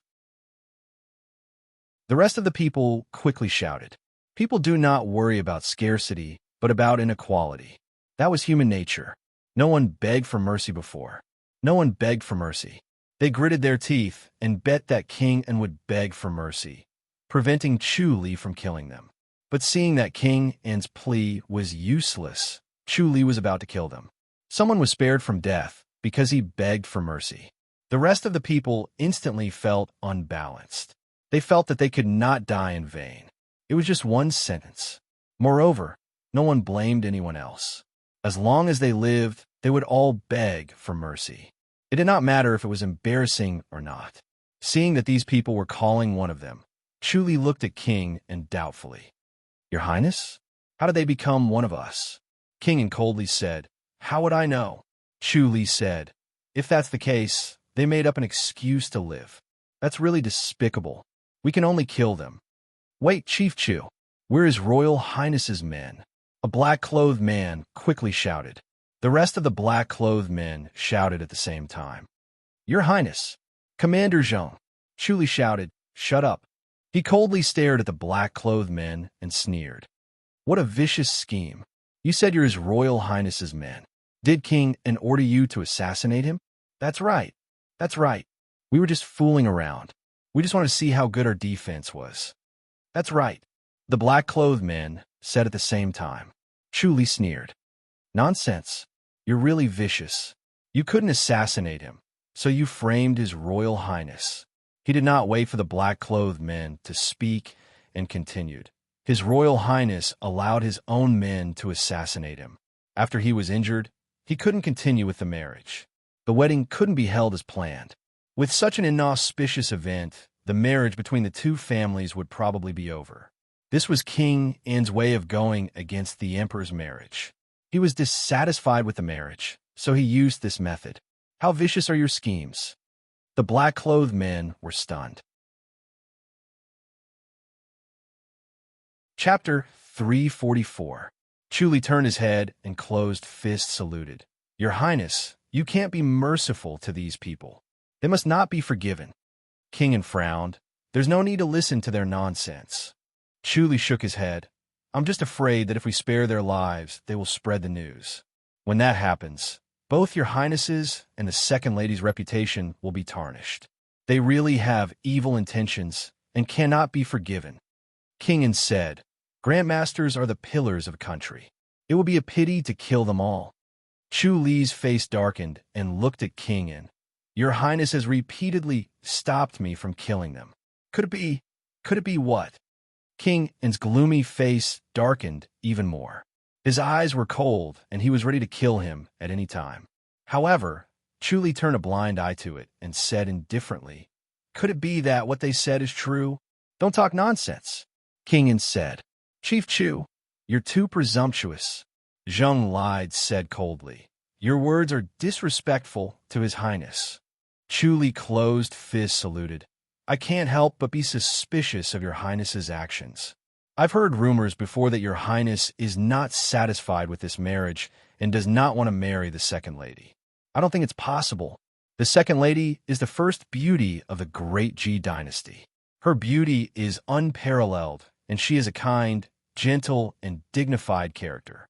She's a woman that every man dreams of. How could your Highness not be satisfied?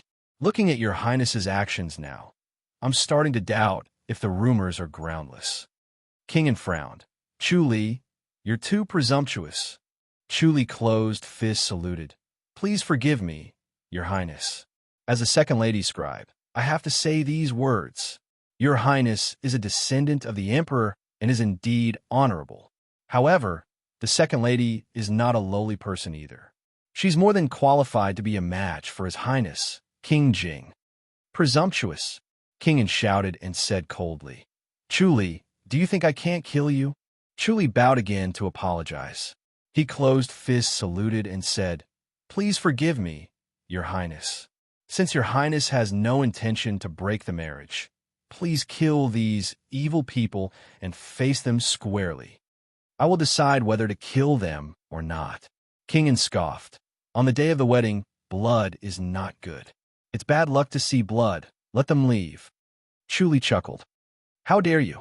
King gritted his teeth and said coldly. Chuli, if this happens again, don't blame me for killing you. Chuli shook his head and smiled. Looks like what they said was true. Your Highness is blindly shielding her, so it's obvious that you have ulterior motives. Your Highness is a dignified prince with a virtuous reputation, yet you actually use such a despicable method. I really can't help but laugh.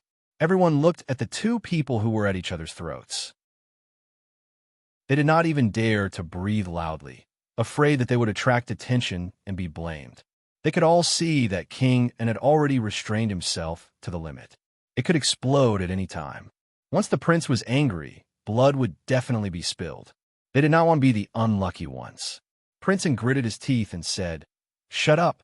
Chuli smiled and said, Since they are His Highness's people, then all the more reason not to let them live. These vulgar people don't know how to think for His Highness. They don't advise His Highness to walk the righteous path and blindly use underhanded tricks. They should be beheaded. He turned his head and shouted, Kill them. Yes, a blue-robed man shouted. The blade flashed. In the blink of an eye, 10 people were beheaded by the blade. Blood flowed like a river. This blue-robed man was Yu Jintao. Chuli. Prince Sen's eyes were instantly bloodshot. His body trembled. He roared loudly. Everyone was stunned by the scene in front of them. Prince Sen's sudden shout made them even more terrified.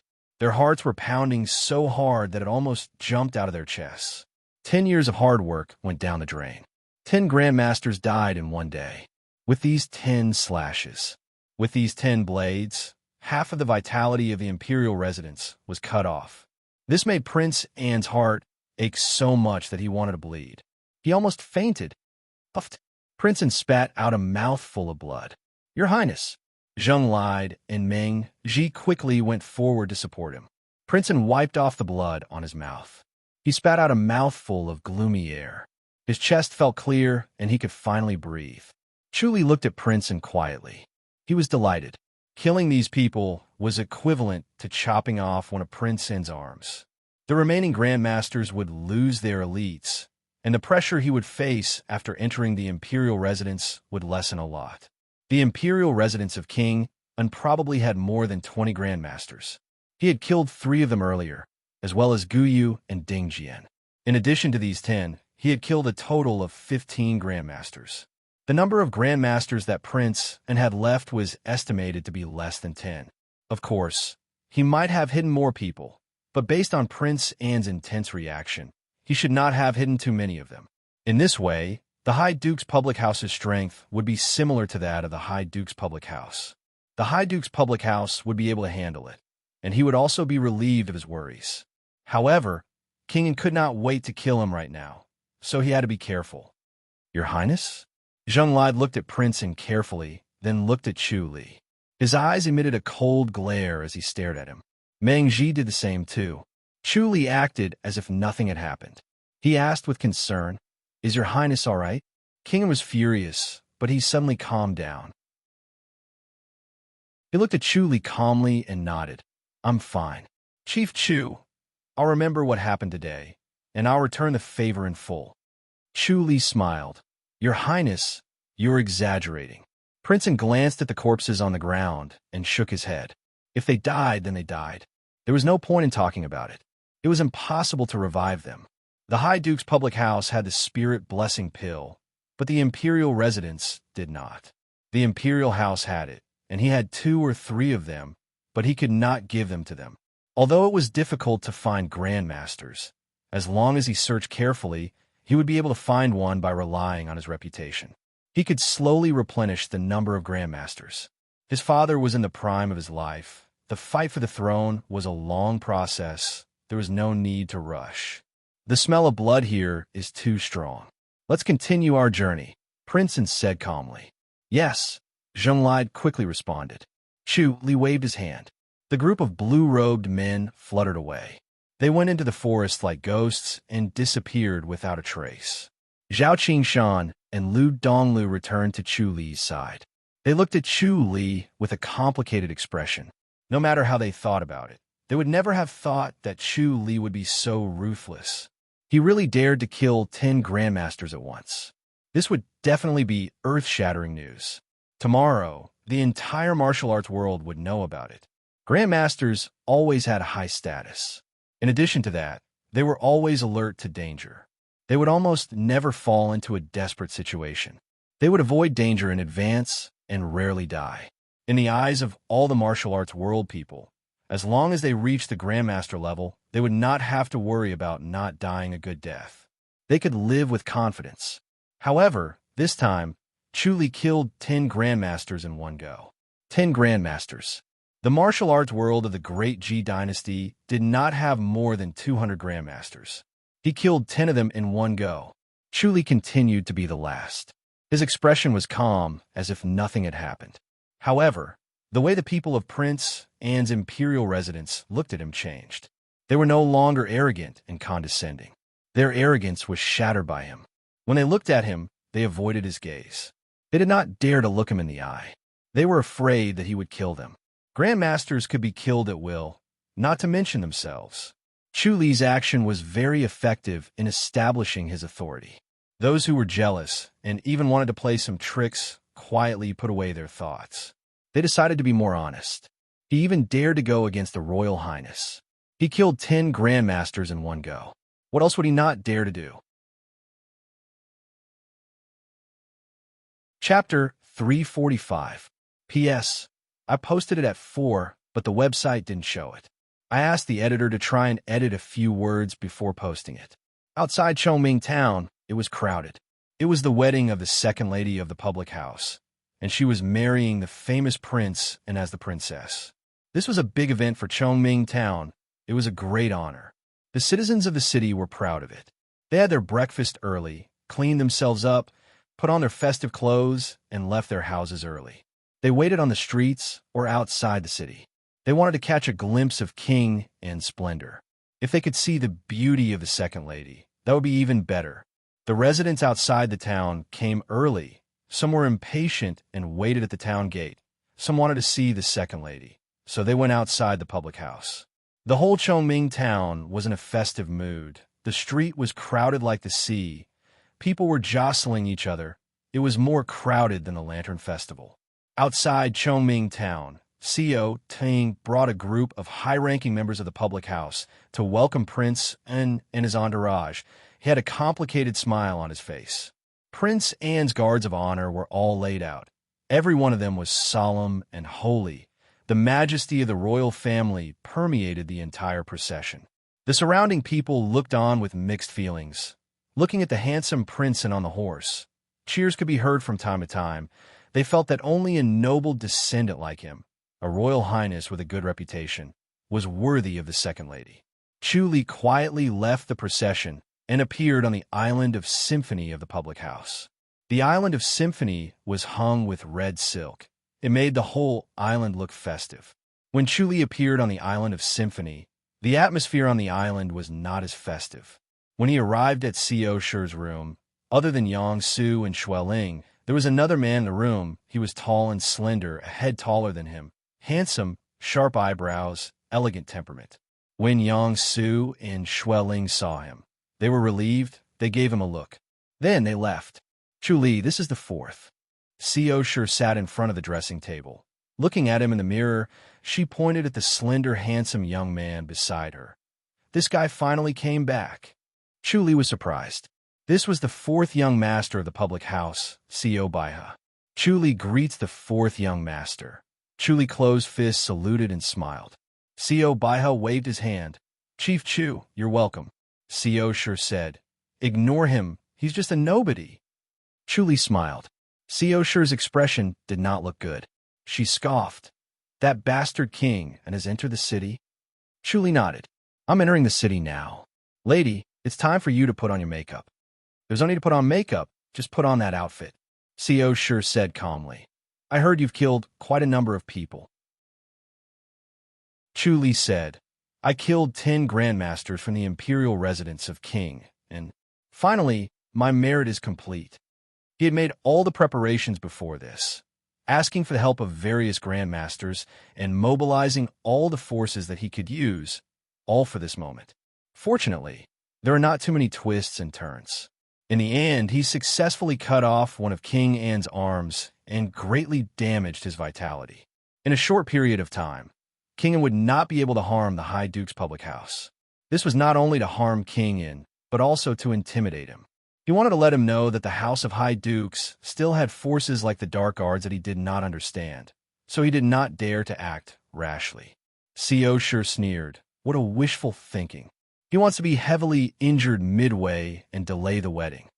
Chu Li smiled and said, His Highness King An's plan is very impressive. The success rate is very high, and the risk is very low. It's brilliant. Oomph. Co Sure gave him a sidelong glance. You've picked up a big bargain. 10 grandmasters died. I guess the imperial residence of King An will stop now? There should still be more than 10 grandmasters. We can't be careless. Master Xiao Taiying has to be careful to prevent him from going crazy. Chu Li said.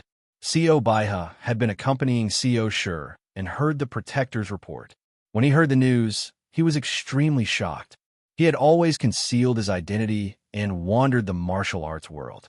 Until now, he had not become a grandmaster, but he knew the power of a grandmaster. And this young chief, who was below 1 and above 1,000 people in his public house, actually killed 10 grandmasters in one go. It was really shocking. More importantly, where did he get these grandmasters from? This was the real shock. Presumably, after tomorrow, the martial arts world would be in awe of the public house. The martial arts world would be in awe of the public house. The martial arts world within the borders would also be well-behaved and would not dare to cause trouble. The public house would be much more relaxed. Chief Chu, where did you get so many masters? Co Baiha smiled. The secret guard of the public house. If it was someone else, they would really believe it. Chu Li smiled. I borrowed 6 people from the Rin public house. One of the third lady's best friend, 2 of my friends, plus 8 people from our public house. I even lured out Lu Yurong from the Rin public house. It's enough to take care of those 10 grandmasters. Your ability to create clouds and rain with a flip of your hand is really amazing. Co Baiha exclaimed. You can even borrow people from the Rin public house. He knew the hatred between the Rin public house and the Yi public house. That woman, Lu Yurong, was even more powerful. Chu Li said, Lu Yurong also knows the principle of being interdependent. I even helped her steal a treasure from the imperial residence of King An. That's why she agreed to borrow 6 grandmasters. You can convince Lu Yurong. Impressive. Co Baiha smiled. Chu Li said, I was forced to do so. If I can't control King An, our public house will have no way out. It will be extremely difficult for me and the lady to enter the imperial residence. You have to be careful, Co Baiha said. How can King be satisfied? He will definitely get rid of you. Chu Li smiled. I have a way to protect myself. Don't worry, 4th young master. Co Baiha nodded. He was now very confident in Chu Li's methods. He smiled. I'll leave 2nd sister to Chief Chu. Chu Li closed fist saluted. After entering the imperial residence, it's inevitable to suffer a little. I'll try my best. It's hard to predict a person's heart. I really didn't expect King An to be this kind of person. Co Baiha shook his head and sighed. Big brother is in a lot of pain. He still has to welcome King An today. I'm really afraid that he won't be able to hold it in and quarrel with King An on the street. Big brother also received the news. Co Sure scoffed. He's in a good mood now. He won't mess around with King An all right. 4th young master. You could go now. All right, Co Baiha closed fist saluted. Chu Li closed fist saluted and watched him leave. He seemed to be deep in thought. This fourth young master was not simple. Seeing Co Baiha leaving the house through the mirror, Co sure stood up and stretched her body. She showed off her graceful figure and scoffed. Chu Li, you're really amazing. Chu Li smiled. Lady, do you blame me for hiding it from you? At least you understand. Co sure scoffed. Such a fun thing. Why didn't you tell me in advance? Let me be happy. She would feel restless whenever she heard about Kingin. If she knew that Chu Li was preparing to deal with Kingin, she would not be in such a bad mood. I'm not sure. If I fail, wouldn't it be embarrassing? Chu Li smiled. Co sure said. This time it was really dangerous. We're lucky. You always like to take risks. Chu Li smiled. I don't want to go with him. I don't want to marry him. Co sure's face darkened. She frowned. Just thinking about it gives me goosebumps. This. Chu Li smiled bitterly. We have to go through this. We can't just let it be. We'll just have to endure it. Let Yang Su pretend to be me. Co sure said. Chu Li was shocked by her idea. He quickly waved his hand. It was not like King and had never seen Yang Su before. Once he found out, it would be a huge problem. This was a definite guarantee. If Kingin were to explode on the spot, the wedding might really be delayed. Co sure looked at his determined expression. She scoffed and said no more. After the wedding, what do we do? Chu Li smiled. We can imitate Kingin's plan and get injured. That's true. Co sure nodded.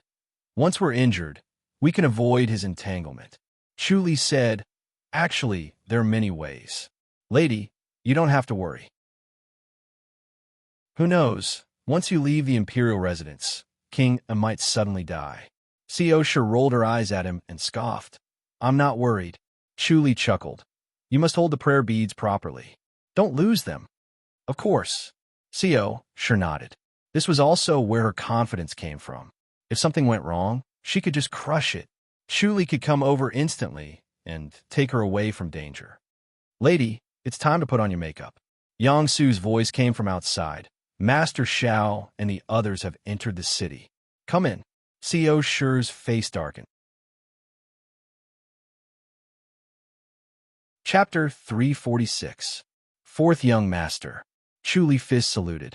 Xiao Baiha cupped his fist and said gently, Chief Chu, let's have a chat. He pointed at the small pavilion in the middle of the sea of flowers. The two of them entered the gazebo. The white muslin fluttered in the wind, making it look like a dream. Chu Li suddenly felt a sense of melancholy.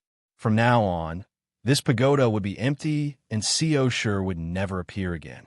The two of them stood in front of the railing. Xiao Baihe looked at the vast lake and sighed. Chu Li asked, Fourth Young Master, are you still leaving after coming back? Big Brother insisted that I stay for a period of time. Xiao Baihe shook his head and sighed, but I am really not good at dealing with these matters in the residence. If the second lady leaves and the third lady goes into isolated cultivation, if you leave too, Fourth Young Master, the eldest master will be the only one in such a big public house. It'll be hard for the eldest master to hold the fort alone. The eldest master must be very tired. Chu Li shook his head and sighed. Fourth Young Master, it's better if you stay and help the eldest master. Xiao Baihe looked at him with a bitter smile. Big Brother said, Chief Chu, you're very resourceful. You can see through people's minds. You're even more powerful than Third Sister. Unfortunately, I don't have this kind of ability. I'm just a pure martial artist. And my martial art is not as strong as Third Sister's. It can be said that I've achieved nothing. Chu Li smiled.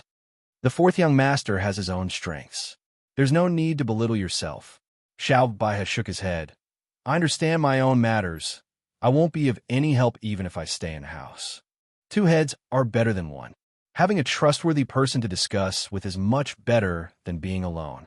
Chu Li said, Moreover, the second lady will be worried if you leave. Second Sister. Xiao Baihe sighed. He shook his head vigorously, showing a pained expression. Second Sister could have ignored the engagement and sacrificed herself. What was even more hateful was that she originally wanted to sacrifice herself for the High Duke's public house. But in the end, people's hearts were evil. Instead, She brought disaster to the High Duke's public house. Presumably, the one who suffered the most was his second sister. As a man, he could not support the public house, but he had to let a weak woman like his second sister marry his enemy. There is no more merciless mockery than this. He took a deep breath, suppressed his surging thoughts, and revealed a warm smile. "All right, I'll stay for a while. Accompany Big Brother." Chu Li smiled. Xiao Bai has said, "How is third sister?" Chu Li's smile slowly faded, and he sighed. "Second lady and third lady are too stupid. The second lady sacrificed herself for the House of High Dukes, and the third lady sacrificed herself for the House of High Dukes as well." Xiao Bai has said, "Third sister is not doing well. Master has. Lady has. Lady." Chu Li shook his head and said, "According to Senior Shun, there's a high chance of that." Xiao Baihe nodded lightly. Looking at the vast lake, he clenched his fists tightly. The veins on his fists were faintly visible. The white gauze fluttered gently as the lake breeze blew gently. The two of them stood silently in front of the railing. Lu. Chu Li did not participate in the bustle of the wedding. Chu Chu did of the wedding. Li did. Wang. Not Chu Bai Xiaohua. Young. Xiao Xiao Guan. Of. And of. Out. Xiao of. With Xiao in. And. Xiao sure looked like a fairy that had descended to the mortal world. She slowly entered the 16 palanquin and left Chongming town under the watchful eyes of the huge crowd. Zhao Qingshan and Lu Donglu were waiting outside the town. Xiao Shi was escorted to the imperial residence of King En. This time, Zhao Qingshan and Lu Donglu escorted Xiao Shi to the imperial residence of King En. After arriving at the imperial residence of King En, they returned to the House of High Dukes. Chu Li brought Yang Su and Xue Ling to the imperial residence. Chu Li only brought Yang Su and Xue Ling into the imperial residence. Jiang Kuai did not go in to avoid any accidents. King En hated him to the core. If Jiang Kuai went in with him, he would be angry. Chu Li Xiaohua was a rank 1 scribe and an honorable pet king and would not do anything to him if he was not confident. Jiang Kuai was not. Jiang Kuai could not fight back. He could only go in slowly. "Sai, Chief, can you go in alone?" Zhao Qingshan sighed. "Elder Lu, and I will go with you." Lu Donglu nodded. "That's right. It's such a big imperial residence. If you go alone, you will be isolated." Chu Li smiled. "King En will take revenge. I'm alone, and I don't have any flaws. He can't do anything to me. It's too dangerous for you to go in. It's been hard on you, Chief." Zhao Qingshan and Lu Donglu shook their heads. They had a headache just thinking about it. Chu Li said, "It won't be a peaceful journey. Be careful when you see an assassin. Don't rush forward. Run if things go south." The two of them chuckled. Chu Li said seriously, "I'm afraid that King En will kill the lady. If he kills the lady, he can push the blame to the martial arts faction. Then he can get away safely." "Yes," both of them said.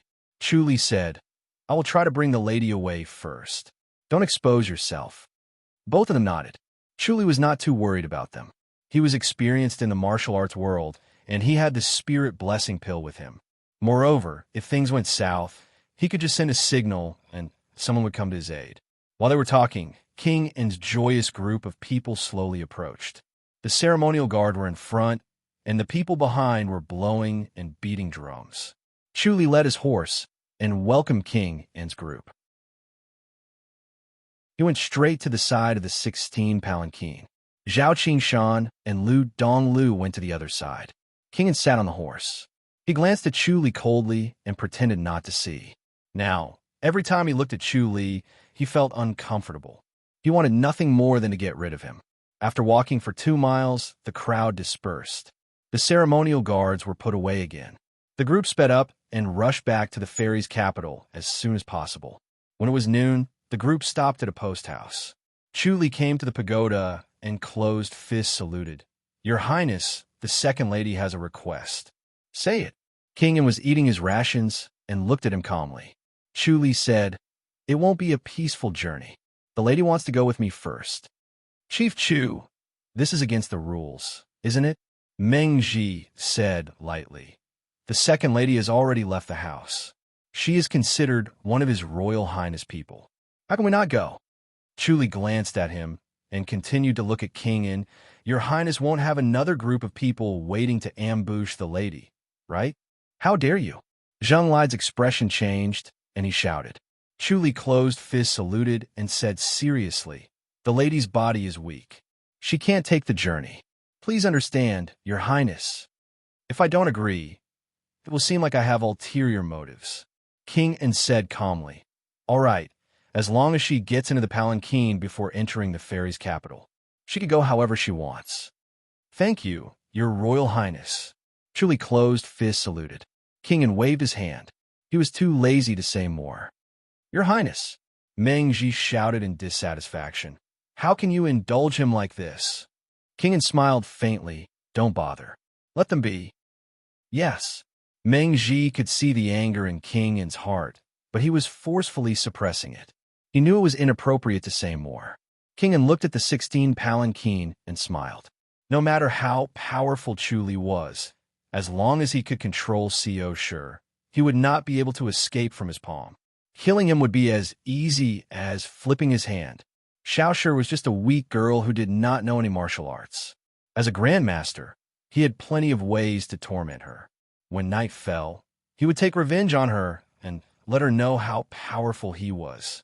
Thinking about this, King In felt an inexplicable pleasure of revenge. Chuli was so loyal.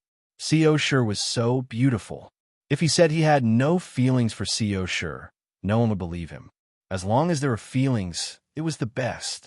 He wished he could take Xiao Shi on the spot. He wanted to play with her 1,000 ways and trample on her. He wanted to do it, especially in front of Chuli. He wanted him to experience what it meant to be worse than death. As long as they entered the bridal chamber, wouldn't Xiao Shi be his plaything? No matter how powerful Chuli was, he would still listen to him. If not, he would take revenge on Xiao Shi. He would torture Xiao Shi with all his might. Let's see if Chuli would submit. Chapter 347. Although Chuli could not see through Prince In's thoughts, he could guess it from his smile. He shook his head. They were both scheming. It was time to see who was more accurate. He brought Xiao Shi, who looked unfriendly, out of their field of vision and disappeared in a flash. He returned to the public house, his courtyard. Xiao Shi sat in the pagoda and scoffed coldly. Yang Su and Xue Ling will be fine, right? They will leave on their own. Someone will receive them, Chuli said. Xiao Shi's face was cold, and she frowned. Chuli said, My lady, bear with it for a while. He won't live for long. What method did you use? Xiao Shi's spirit was lifted. Chuli smiled. A very common method. Hurry up and tell me. Xiao Shi said impatiently. Chuli looked at her. She had the Sarira prayer beads, so divine powers could not get close. He was not afraid that Su Ning would notice. Hurry up and tell me, Xiao Shi urged. Chuli said, I planted a type of grass in Prince In's courtyard. It can make people excited, but it's not harmful to him. Once he cultivates, he'll easily go mad. The senseless grass that Chuli asked Yuan Kuai to plant had already sprouted and was effective. Under normal circumstances, it would have little effect on Prince In. However, if Prince In cultivated in the cauldron, there was a high chance that he would go mad. If that did not work, then he would have to add fuel to the fire. He would be enraged and upset. When he enters the cauldron to cultivate, the two would overlap and the risk of going mad would be higher. This was already the safest way to kill Prince In. However, it still depended on Prince In's luck. If he was really lucky, he would not die in a short time. If he was unlucky, he might die after 1 or 2 times. Xiao Shi said, That's good. The two of them chatted for a while before Chu Li took her to 100,000 Hills for a stroll to relax. As soon as the two stepped into the Spirit Crane's peak, 2 white lights shot towards them. They were as fast as lightning, and their long beaks were like swords. Chu Li was helpless. He could only leave with Xiao Shi. They could not be provoked now, and it was not suitable for them to interact. It was better to wait for the little Spirit Crane to come out. These 2 Spirit Cranes were not easy to approach. The little Spirit Crane was different. It was the purest and should be easy to fool. If he could have a spirit crane as a pet, it would be wonderful. The night passed. When everyone woke up the next day, Meng Ji counted the number of people according to the usual routine and suddenly shouted, "Something's wrong. The number is wrong." Princeton frowned and looked at Meng Ji. Zheng Lide walked towards Meng Ji. "Deputy Commander Meng, what happened?" Meng Ji's face was gloomy. "Commander, we're down 4 people." "Which 4?" Zheng Lide scoffed. "Don't tell me they're from the House of High Dukes." Meng Ji shook his head. "He belongs to our house. It's 4 guards, innate masters." "That's impossible, right?" Zheng Lide frowned. "There was no movement last night." "Let them search. Form groups of 4, and don't split up." "Yes." Meng Ji cupped his fists. He quickly organized his men and spread them out. He looked around. "He's here," someone shouted. Meng Ji hurriedly performed his light body technique and sprinted over. When he saw the situation in the field, his expression changed drastically. The 4 guards lay motionless on the ground, their bodies stiff. They had been dead for a long time. He squatted down to take a look at the wound, and his expression became more and more ghastly. It was a one-hit kill. His swordsmanship was outstanding, but this person should be an innate master, not a grandmaster. An innate master sneaked up to them. He had killed 4 protectors, but the few grandmasters who were present did not notice anything at all. It was the biggest joke in the world. "What happened?" Zheng Lide walked over too. When he saw the 4 guards dead, his expression immediately darkened. After checking the wound, he came to the same conclusion as Meng Ji. Meng Ji whispered, "Commander, could it be the 2 from the House of High Dukes?"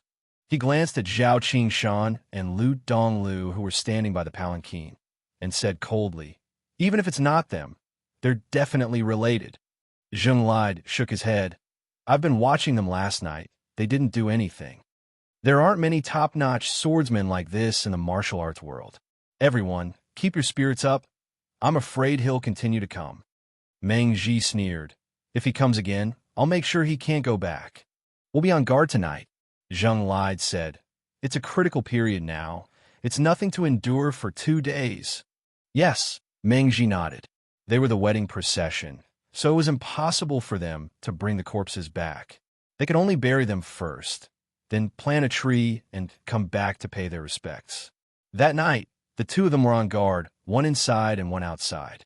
Zheng Lide sat next to Princeton, while Meng Ji went to the outermost area and sat on a tree, overlooking the entire campsite. Any movement could be seen clearly. The night was calm and peaceful. However, the next morning, when they did a head count, they were missing 2 more protectors. The 2 were found in the forest 100 meters away, and they were still killed with 1 slash. Meng Ji and Zheng Lide could be sure that the 2 of them did not doze off. They were always in a state of alertness, guarding with a clear mind. They did not notice anything strange. No martial arts masters barged in, and there were no external objects that distracted them. They did not even notice when the 2 of them went out. This made the 2 of them shudder. Could it be the doing of a ghost? Then they denied this absurd thought. There must be a reason for it. They thought about it. The 2 protectors probably went out to relieve themselves, then they were killed without a sound. No matter how careful they were, if they wanted to relieve themselves, they couldn't do it in front of everyone. They had to walk a distance away to do it. It was at this distance that they were killed by this swordsman without a sound, killed with 1 slash. The 2 of them came in front of Prince, and their faces were gloomy. Everyone's faces were a little gloomy. They were no longer as relaxed and joyous as before. 6 people were killed consecutively. The atmosphere of the wedding procession became heavy. "Your Highness, let's try to return to the fairy's capital tonight," Zheng Lide said. Princeton looked at them calmly. "You can't find out who did it? This fella's swordsmanship is extraordinarily high," Meng Ji said helplessly. "Moreover, it's an innate master, very troublesome. It's not suitable to tangle with him here." "Extraordinarily high swordsmanship," Princeton said lightly. "Is it Chu Li?" "It shouldn't be Chief Chu." Zheng Lide frowned. "He doesn't need to kill these people. He should be venting his anger. It could be someone from the martial arts world. If Chu Li wanted to kill, he would kill a grandmaster, These protectors were not even in his eyes. He was too lazy to kill them. "We're a few grandmasters. Can't we handle an innate master?" Princeton said. Zheng Li sighed. "Killed with one slash. No need for a second slash, and without a sound. This fella is purely an assassin. This revenge must be avenged, but it's a big wedding now. It's better not to tangle with him. Stay for another night. Let the two from the High Duke's public house stand guard. If anyone goes out, let them accompany them." Princeton pondered for a moment, then calmly ordered. "Yes," Zheng Li closed fist saluted.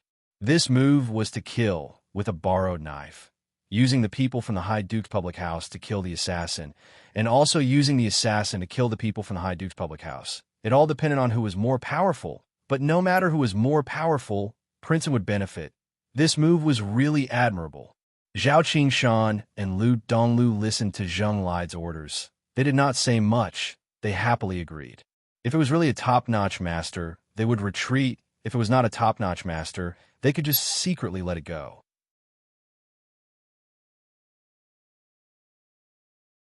Chapter 348. P.S.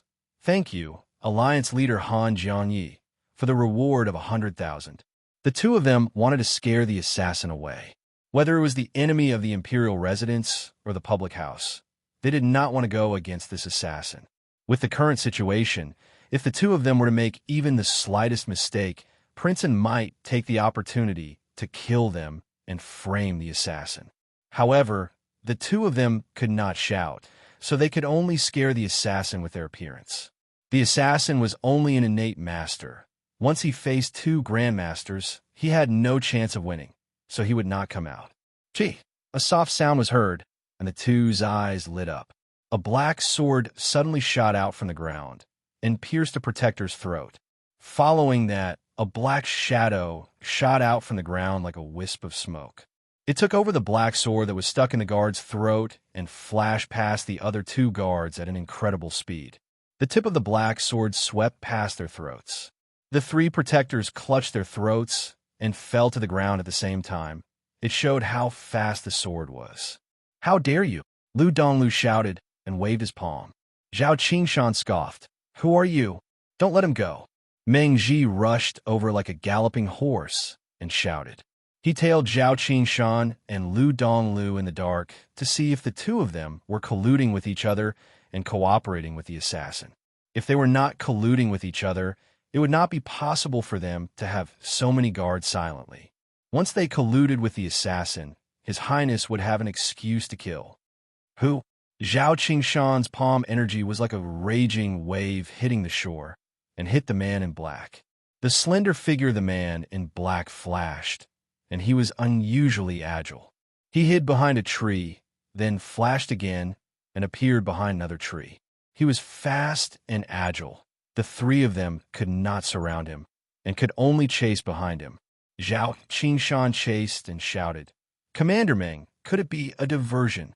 Even if it is, we must kill this guy first." Meng Ji was determined. They chased relentlessly. The man in black's light body technique was very powerful.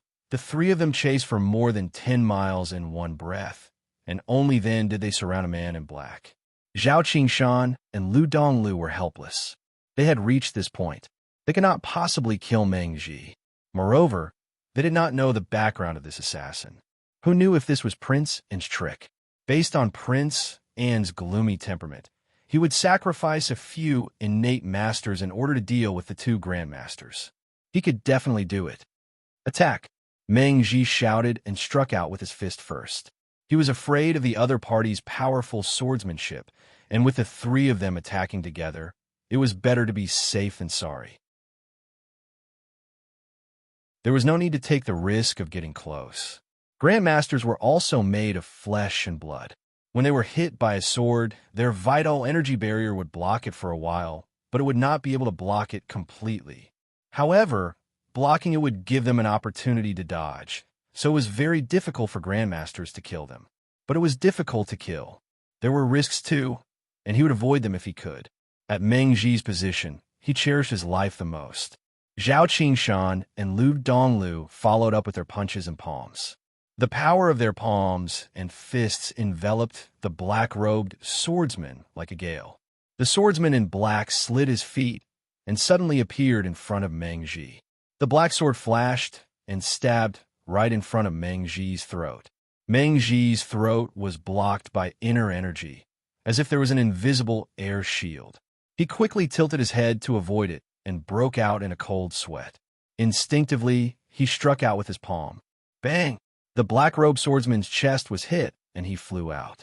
He flew high and far, using the power of this palm to perform his light body technique. He disappeared in front of everyone's eyes at an extremely fast speed.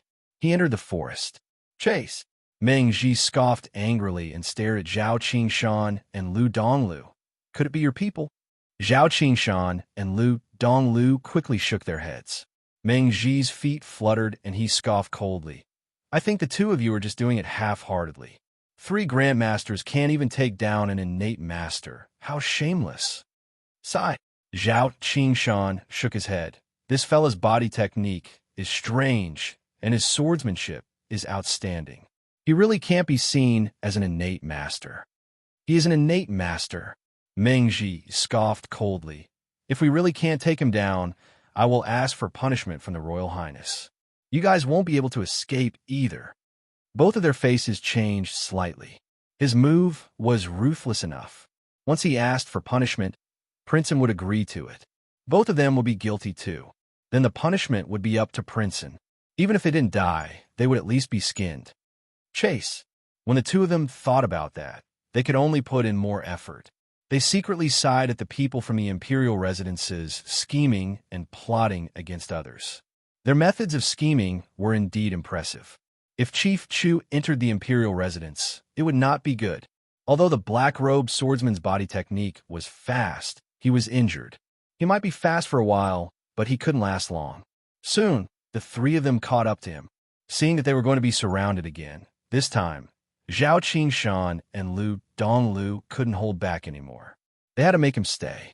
Suddenly, a white shadow fluttered past the 3 of them and went to the black-robed swordsman's side. She put her hand on his shoulder and fluttered away. Only a sweet and cold laughter was left in the air. 3 grandmasters can't do anything to an innate master. The imperial residents of Prince and the E-Public House are really a family. You're all idiots. Lu Yurong. Meng Ji had a good memory. Once he heard the voice, he immediately knew who the white shadow was. He shouted, Lady Lu, my Royal Highness won't let this go. I won't let this go either. Lu Yurong's ethereal voice sounded like it came from the sky. In the end, it couldn't be heard anymore. It was obvious that she went far away. The 3 of them stopped. Meng Ji turned his head and sneered. It's the High Duke's public house's doing, isn't it? Zhao Qingshan scoffed. Commander Meng, how can you say that? The Ren public house and the High Duke's public house are mortal enemies. Commander Meng, are you saying that we're in cahoots? What about the last time? Meng Ji scoffed. Didn't she come out to help the High Duke's public house? Commander Meng, you're a smart person. How can you be so muddle-headed? Did she really want to help the public house? Zhao Qingshan said impatiently. She wanted to take advantage of us, but Chief Chu saw through her. She had no choice but to help. Her purpose was not to help, but to frame us. She wanted to make you think that we're in cahoots. Can't Commander Meng see through such a small scheme? Lu Donglu sneered. I think it's not that Commander Meng can't see through it. She's just making a fuss. Meng Ji scoffed. In short, this matter is definitely related to the High Duke's public house. He had made up his mind to drag this matter to the E-Public House. If not, he would be guilty of dereliction of duty. Once the E-Public House was involved, the Royal Highness would only hate the High Duke's public house out of anger and not him. Then we'll have to go to the Royal Highness and make things clear, Zhao Qingshan said. Commander Meng is really unscrupulous in order to avoid the crime of dereliction of duty. Shut up. Meng Ji scoffed and turned to leave. Chu Li and Xiao Shi sat in a gazebo. Lu Yurong glided over and threw the swordsman in black into the gazebo. She said lightly, Chu Li, you owe me another life. Remember to pay me back. Chu Li closed fist saluted. Thank you, Lady Lu. Lu Yurong scoffed. If I'm in danger, or Big Brother is in danger, you have to save them. She had already found out that Chu Li had the ability to resurrect the dead and could perform the eclipse purloin technique. Chu Li smiled. I'll try my best. Lu Yurong glanced at Co. Shi and glided away. Co. Shi frowned. How are you going to ask for her help? Chu Li said, it's not convenient for me to do it myself. I don't want to give Princeton a chance to cause trouble. Fourth Young Master.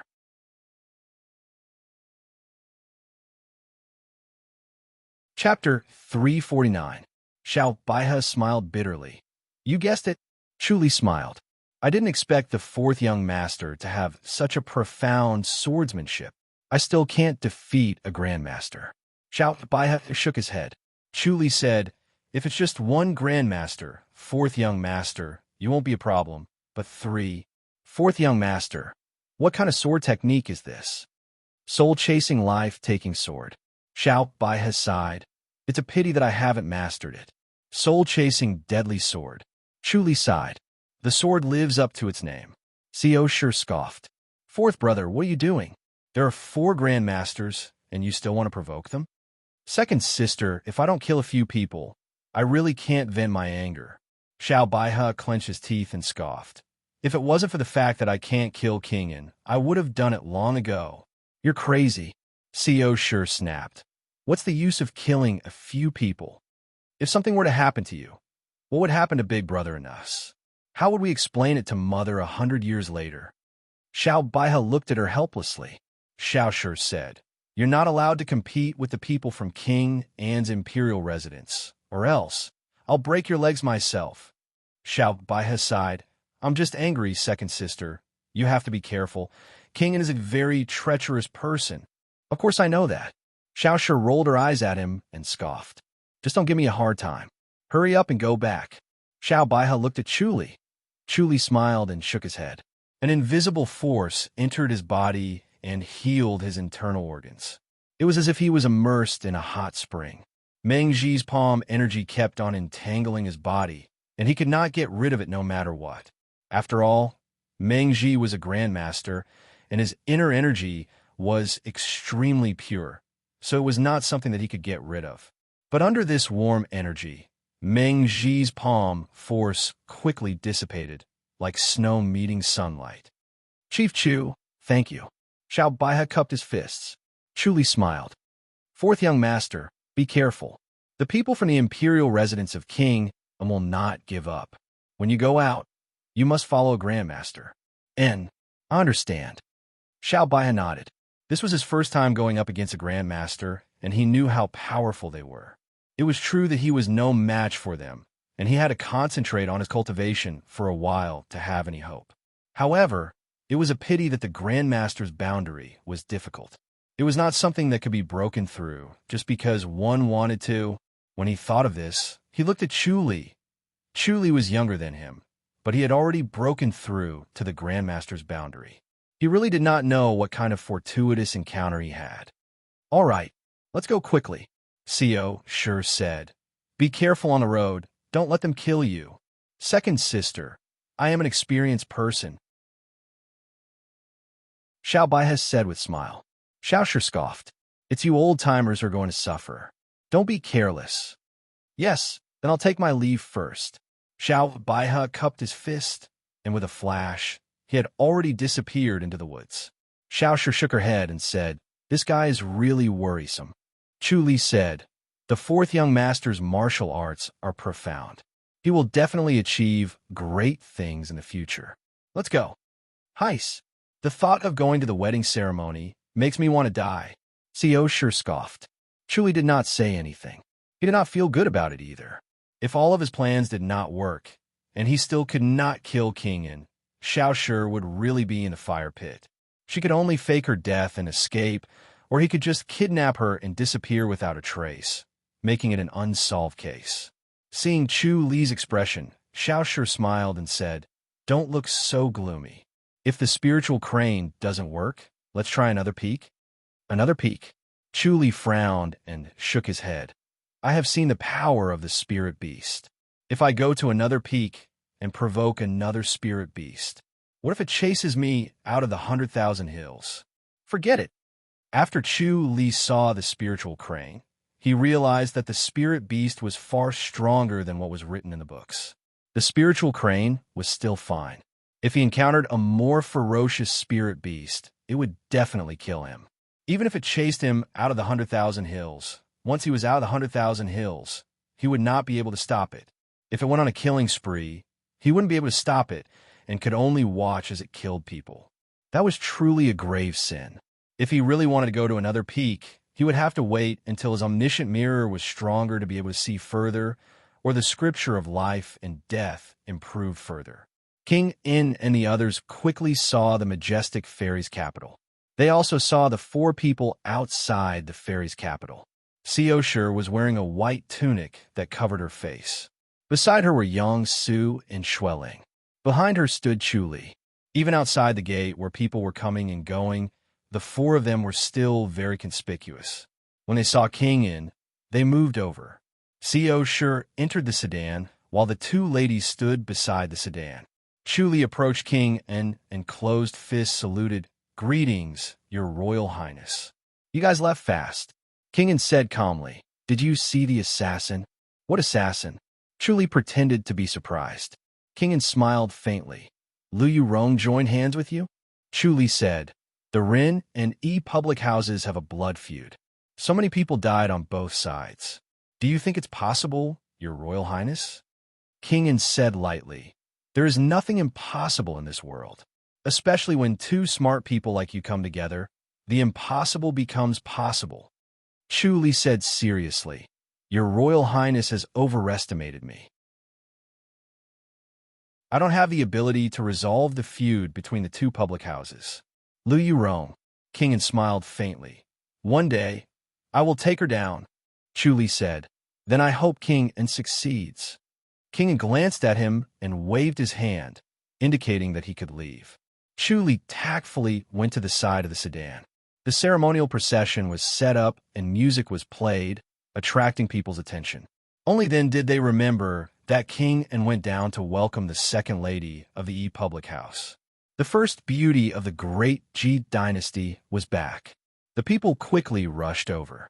If it was not for the Divine Light Army from the fairy's capital who came to maintain order, the passionate people would have overturned the sedan to see the first beauty of the great Ji dynasty. Chu Li, Xueling, and Yang Su accompanied the sedan. They followed the crowd into the fairy's capital and arrived at the imperial residence of King In. What followed was a lively ceremony. They bowed to heaven and earth and entered the bridal chamber. It was grander and more complicated than the wedding of the commoners. It went from noon to night. Then the banquet started. Chu Li, as a member of the bride's family, was a rank 1 scribe. His identity was enough to sit at the top table. There were 5 people at this table. Other than Chu Li, he did not recognize the other 4. The one sitting at the back was a skinny young man. He was about the same age as Chu Li. He was smiling with a hint of naughtiness. He looked like a gangster. Chu Li would not underestimate him. Those who could sit at this table were not of low status. The young man stood up, cupped his fists, and said with a smile, "Chief Steward Chu, come, allow me to introduce myself. I am Li Gui, the Deputy Chief Steward of the Prince's Mansion. This is Princess Consort Xue's elder brother, General Xue Tai.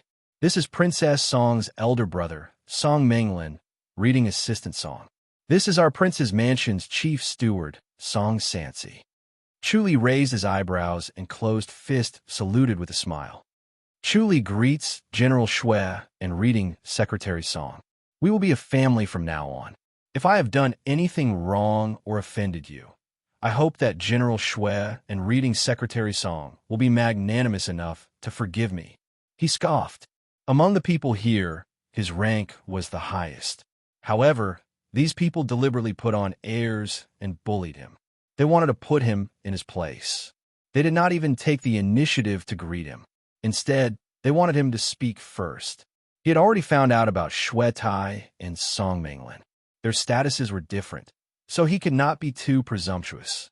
As for the 2 deputy chief of the imperial residence, he did not need to be polite. He would soon be their direct superior. There was no need to give them face. Chief Chu, you are so young. To be able to advance to rank 1, we are extremely envious. Shuetai laughed. He looked ordinary. He had a long face and narrow eyes. When he looked around, there was a cold glint in his eyes. It was obvious that his hand was stained with blood. He was tough and strong. Chu Li held up his silver cup and smiled. General Shui has guarded the borders for the country. Your contributions are great. Let me toast to General Shui. He finished speaking and drank the cup in one go.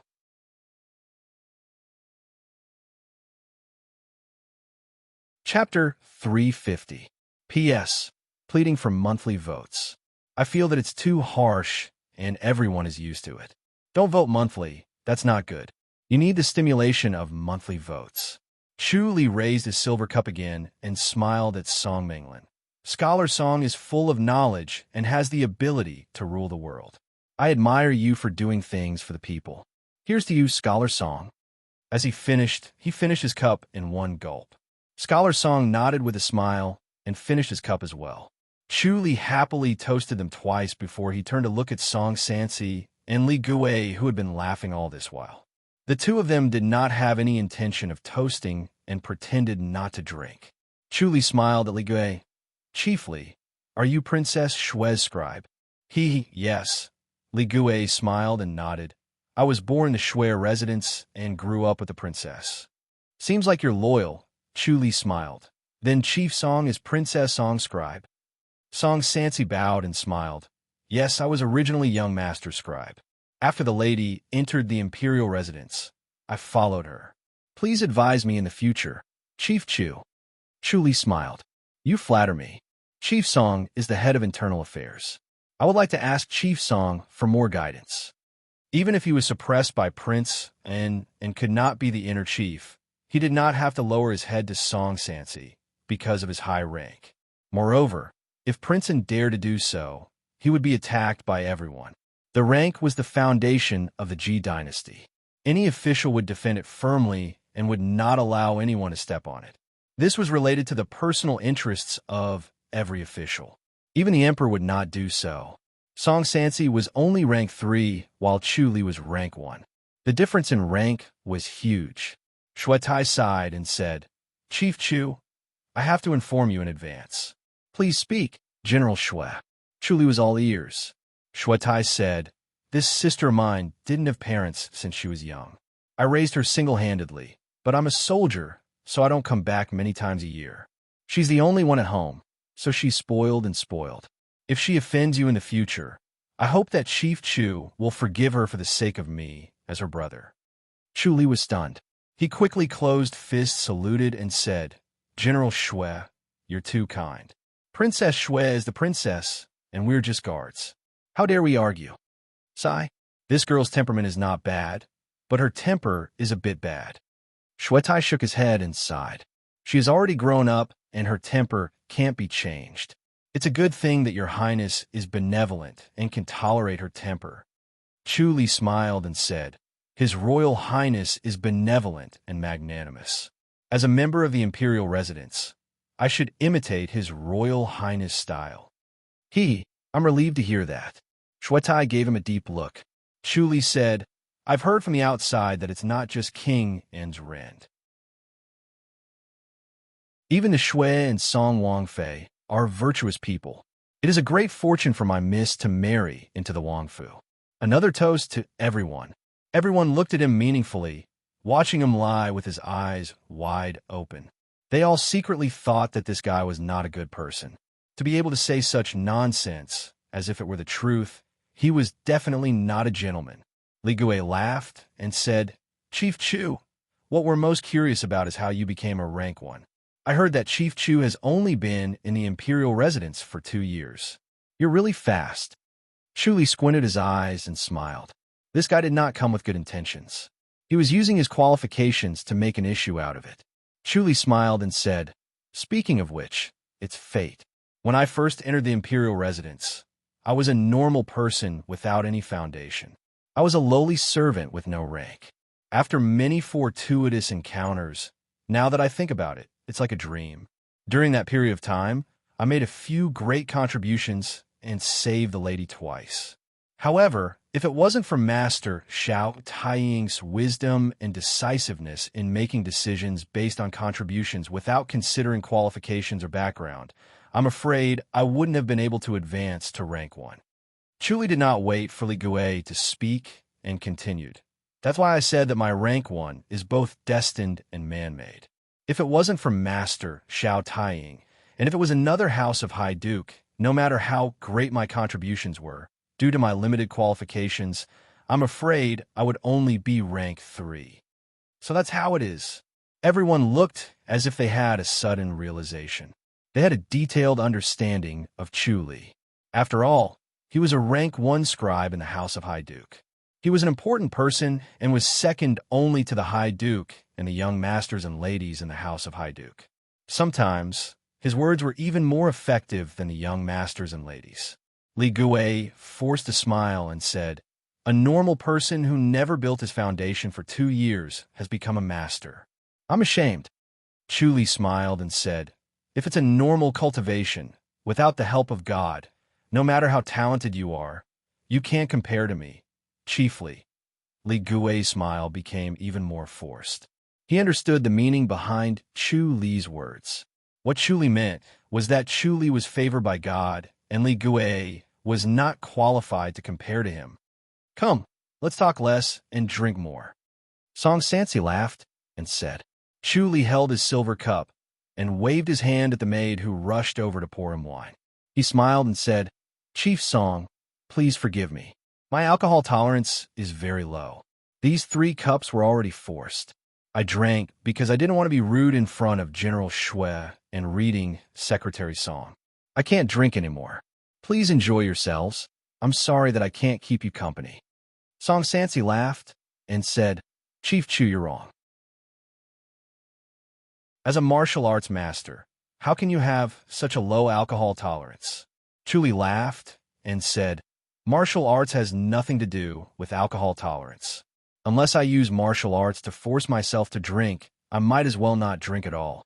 He looked at Shui Tai and Song Minglin and said, "General Shui, reading Secretary Song, I'm sorry.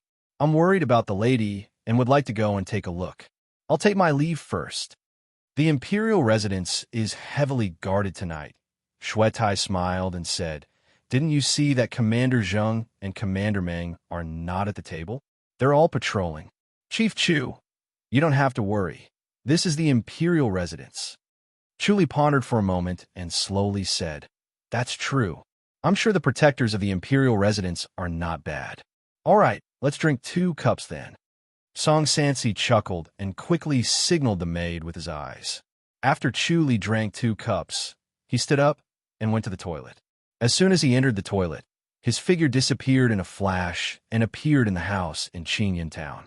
He channeled to get rid of the alcohol, and there was no smell of alcohol around him. He changed into another set of clothes and channeled the heavenly demonic power at the same time. He turned into another person with a skinny figure and a long and narrow face. He picked up the sword on the table and appeared in Prince Anne's study room in the next moment.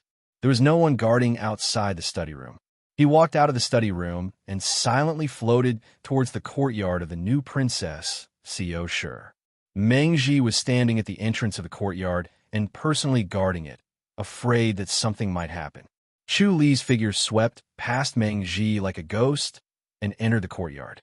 He then slammed open the window and entered the room. A cold light flashed on his waist and instantly pierced Xiao Shi's heart.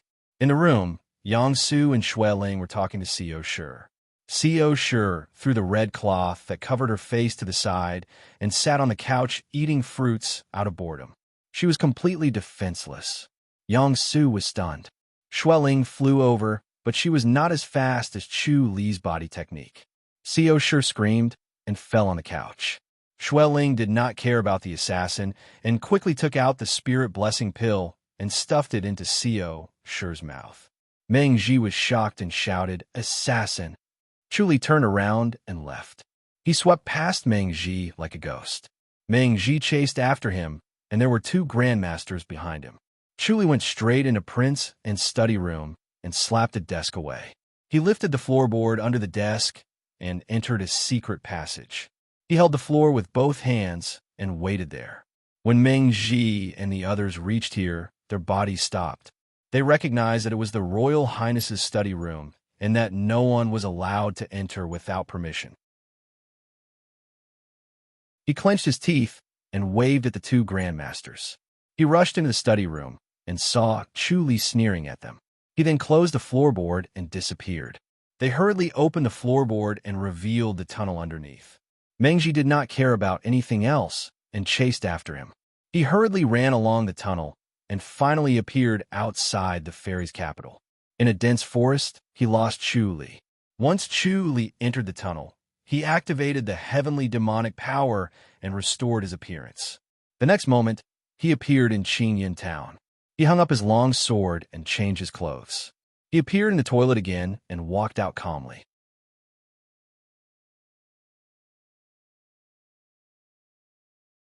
Chapter 351. He stretched lazily and smiled at the maid who was waiting beside him. Let's go back. Yes. The maid smiled sweetly and led the way. As soon as Chu Li sat down, he yawned and shook his head. I really can't hold my liquor anymore. Then Chief Chu should work hard to force us to drink. Shuetai laughed and said, We won't complain. That's right, that's right. Everyone nodded. Chu Li said, I'm still a little worried about the lady. I'll drink one more cup and go over to take a look. Song Sansi waved his hand and smiled. Chief Steward Chu, you are too careful and underestimate our Wang Fu. Let's not talk about anything else, but Wang Fei's safety is absolutely assured. No one can break into Wang Fei's courtyard. Chu Li shook his head and said, The High Duke's public house oppresses the martial arts world and has offended countless martial arts masters. It's inevitable that there will be top-notch masters among them. They will risk their lives to kill the lady to vent their anger. It's better to be careful. The prince's mansion has sent out all the masters and put up the most rigorous formation. Not to mention those martial arts masters. Even a fly can't fly in. Song Sansi smiled and said, So Chief Chu, you can rest assured and drink your wine. Chu Li smiled and said nothing. Li Gui also said, That's right, that's right. The Wang Fu security is the tightest today. Chief Steward Chu can rest assured. Shuetai laughed and said, The Wang mansion is still very strong. Secretary Song nodded slightly and smiled. They were all vaguely aware of King An's ambition. He was secretly gathering martial arts masters from all over the world. There were quite a number of martial arts masters in the imperial residence. They did not know that Chu Li had slaughtered more than half of the grandmasters in one fell swoop. The imperial residence was not that strong now. All right then, since everyone says so, let's have another drink. Chu Li raised a silver cup and smiled. Just as he was about to drink it, Yang Su ran over while holding up her skirt. She was panting and her chest was heaving up and down violently. In chief, young Miss was attacked by an assassin. The silver cup fell to the ground with a clang. Chu Li's expression changed, and he stood up immediately. He disappeared in front of everyone like a gust of wind. Yang Su heaved a sigh of relief. Her body suddenly felt limp as she hurriedly held onto the chair to prevent herself from collapsing. Her heart was burning with anxiety as she ran all the way here in one breath. Only now did he realize his exhaustion and the burning pain in his chest. He had run too fast. What happened? Li Gui hurriedly asked. Miss Yang, princess consort. Song Sansi said in a low voice. Is Wang Fei all right? Yang Su shook her head and bit her lower lip. Princess Heart was stabbed. Is princess consort dead? Shuetai hurriedly asked. Yang Su had a worried look on her face. Fortunately, Sister Xueling was there and helped Lady Xiao consume the spirit blessing pill. But the injury is too serious, and it's in the heart. I don't know what will happen. As she spoke, she slowly moved away. The four people at the table were speechless. Just now, she was still trying to persuade Chu Li to relax, saying that the protectors of the imperial residence were absolutely safe, but on the other side, an assassin had barged in and stabbed the princess's heart. It was a fatal wound. If it were not for the public house's famous spirit blessing pill, she would have died. They were not in a hurry to look. Now that the prince's mansion was on guard, rushing over would only add to the chaos. Chu glided to Xiao Shi's courtyard. Zheng Lide and Meng Ji were already guarding the entrance. He coldly glanced at the two of them. If anything happens to Lady Xiao, I want both of you to be buried with her. Zheng Lide's face darkened. Meng Ji also stared at him, but he could not retort back. This matter was indeed their great dereliction of duty. They actually allowed the assassin to barge in, stab the princess's heart, and then swagger away. What was worse was, they did not manage to catch up. This time, they were completely dumbfounded, showing their incompetence. This matter not only offended Chu Li, the princess, but also the two concubines. Even the Royal Highness was suspicious of the two of them, doubting their abilities. This assassination not only severely injured the princess, but also the two of them. Chu Li hurriedly entered the courtyard and came to the main hall. He saw Princeton dressed in a big wedding robe. He sat at the table with a gloomy face. Su Ning stood beside him. Chu Li closed fists, saluted, and went straight into the bedroom. Xue Ling was sitting cross-legged on the bed. Her hands were behind Xiao Shi's back. White steam was rising from the top of her head. Xiao Shi had already fainted. Her eyes were shut tight. Her beautiful face was as pale as paper. She sat there motionlessly. It was pitiful. Chu Li sighed. He really did hit hard. Not only did he stab her heart, but his inner energy also entered her body, wreaking havoc in her meridians. Her internal organs were all heavily injured. No wonder Xue Ling was so tired.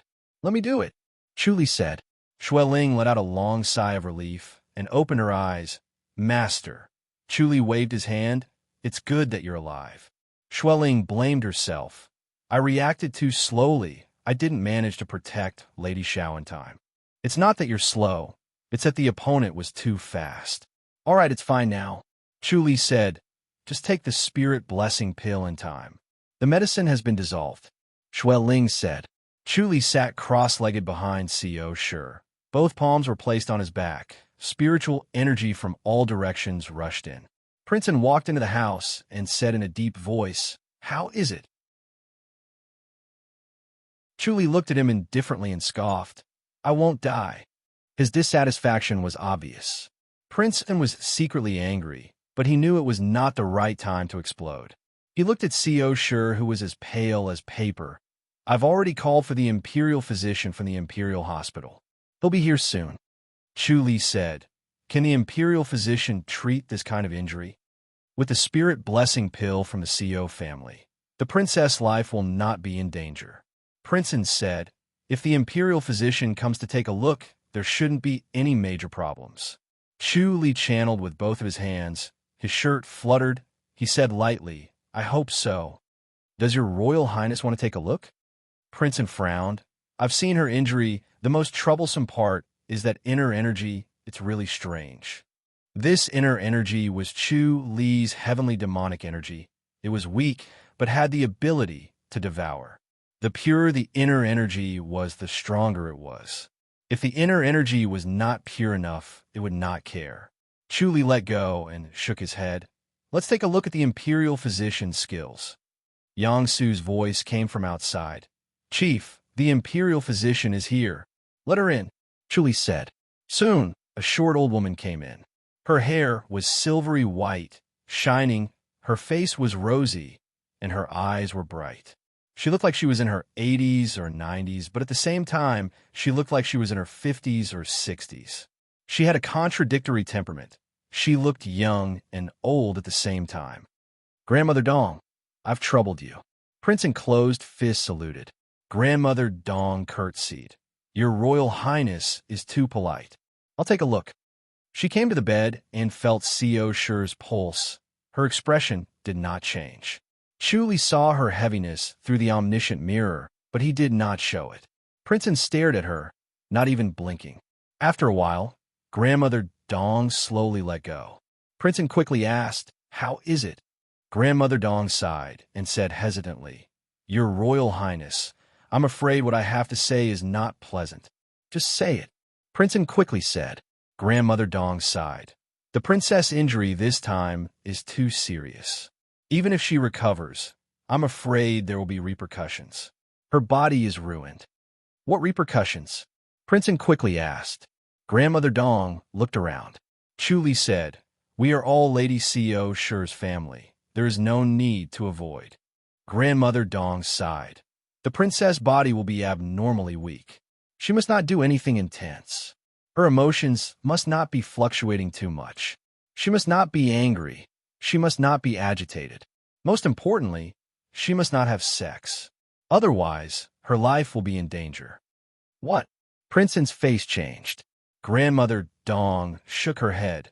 I know this is difficult for your royal highness. But if you want the princess to live, you can't do these. She is injured in her heart meridian.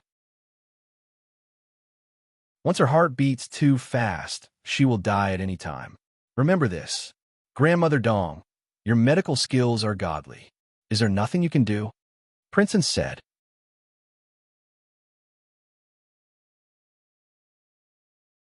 Chapter 352. Princeton stared blankly at Co. Sher.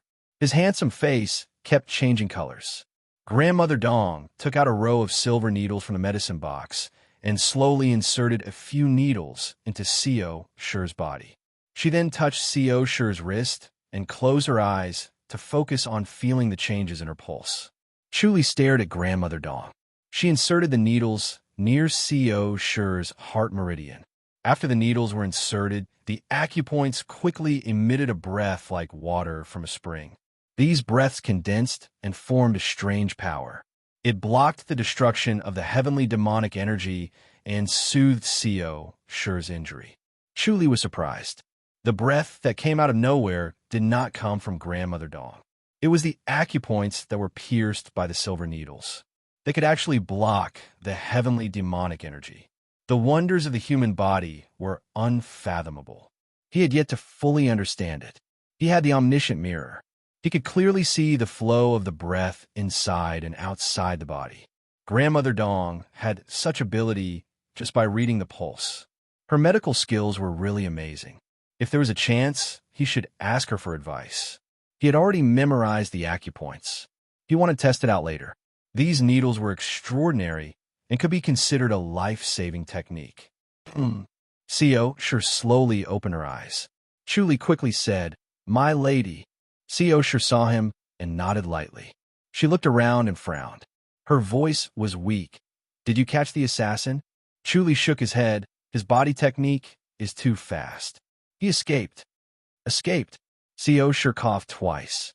Her pale face flushed red. Grandmother Dong quickly said, "Princess, don't be angry." Chuli said, "My lady, your heart meridian is injured. Your emotions cannot change drastically. Don't worry. His Royal Highness will send someone to catch him." Co. Sher glanced at Princeton regained his senses and smiled gently. "Don't worry, Princess. I will avenge you. No matter where that guy escapes to, I will tie him up and bring him to you." Co. Sher nodded lightly and said, "Thank you, your Royal Highness." "Princess, don't worry and recuperate." Princeton said hatefully, "Such a lawless thief. I will not let him go." Chuli said, "Your Royal Highness, I am worried about the Imperial Residence's guards." Princeton frowned. They tried their best. But this person's body technique is too fast. Chuli said, "It's precisely because you've tried your best that I'm worried. If they had the strength to spare, I wouldn't have to worry. Next time, I'll just ask them to put in more effort." This time, it wasn't because they slacked off. It was because their cultivation was insufficient. "It's because my lightness skill is too weak." "What do you think?" Kingen asked. Chuli said in a low voice, "I will personally guard Lady Co's place to prevent the assassin from coming back to assassinate her again after finding out that he did not kill her." "That's not appropriate, is it?" Prince Anne's face darkened. "You're a man, living in the backyard? What a scandal." Chuli said, "I'm sure the Royal Highness has heard Grandmother Dong's words. Lady's body is now weak and vulnerable. If anything happens to Lady, who will be responsible?" Princeton understood what he meant. Co. Sher's body was too weak now, even if the two of them had an affair. Even if he wanted to, he didn't have the strength to do such a shameful thing. This made him feel relieved, but he still felt uncomfortable. Chu closed fists, saluted, and said solemnly, "Please grant my wish, Your Royal Highness." Xiao Shi asked, "Are you sure that he'll come back?" Chu said coldly, "He could easily kill Lady Xiao Shi once. There will definitely be a second time. If there's a second time, Lady Xiao might not be so lucky. If he knew about the spirit blessing pill, how could he not have a way? The spirit blessing pill was not omnipotent. Kill someone, then cut off his head. Throw it somewhere else. No matter how magical the spirit blessing pill was, it would not be able to grow a new head." "All right." Princeton thought for a while and finally nodded slowly. "Since you want to guard her, then stay in the courtyard next door. If there's any movement, I can hear it." This assassin was too powerful. If he really succeeded and killed Xiao Shi, he would not be able to explain himself. Unfortunately, none of the masters in the residence could defend against him. Moreover, if there was a problem, he was one of the subordinates, he would definitely be criticized. Since Chu liked this hot potato, it would be for the best. "Thank you for granting my wish, Your Royal Highness." Chu closed fists, saluted. Princeton waved his hand. "Princess, I'll greet the people outside first. Don't cause any trouble." Xiao Shi nodded lightly. After Princeton left, only Grandmother Dong, Yang Su, and Shui Ling were left in the house. Chu said, "Grandmother Dong, when will Lady Xiao Shi's injury recover? It was caused by a martial arts master. There's still hidden energy in her body. It's hard for it not to worsen. As for recovery," Grandmother Dong sighed and shook her head, "I'm afraid there's no hope without at least a year and a half." "This thief," Chu said hatefully. Xiao Shi glared at him. Chu turned around and said to Grandmother Dong, "Then I'll have a troubled Grandmother Dong in the future."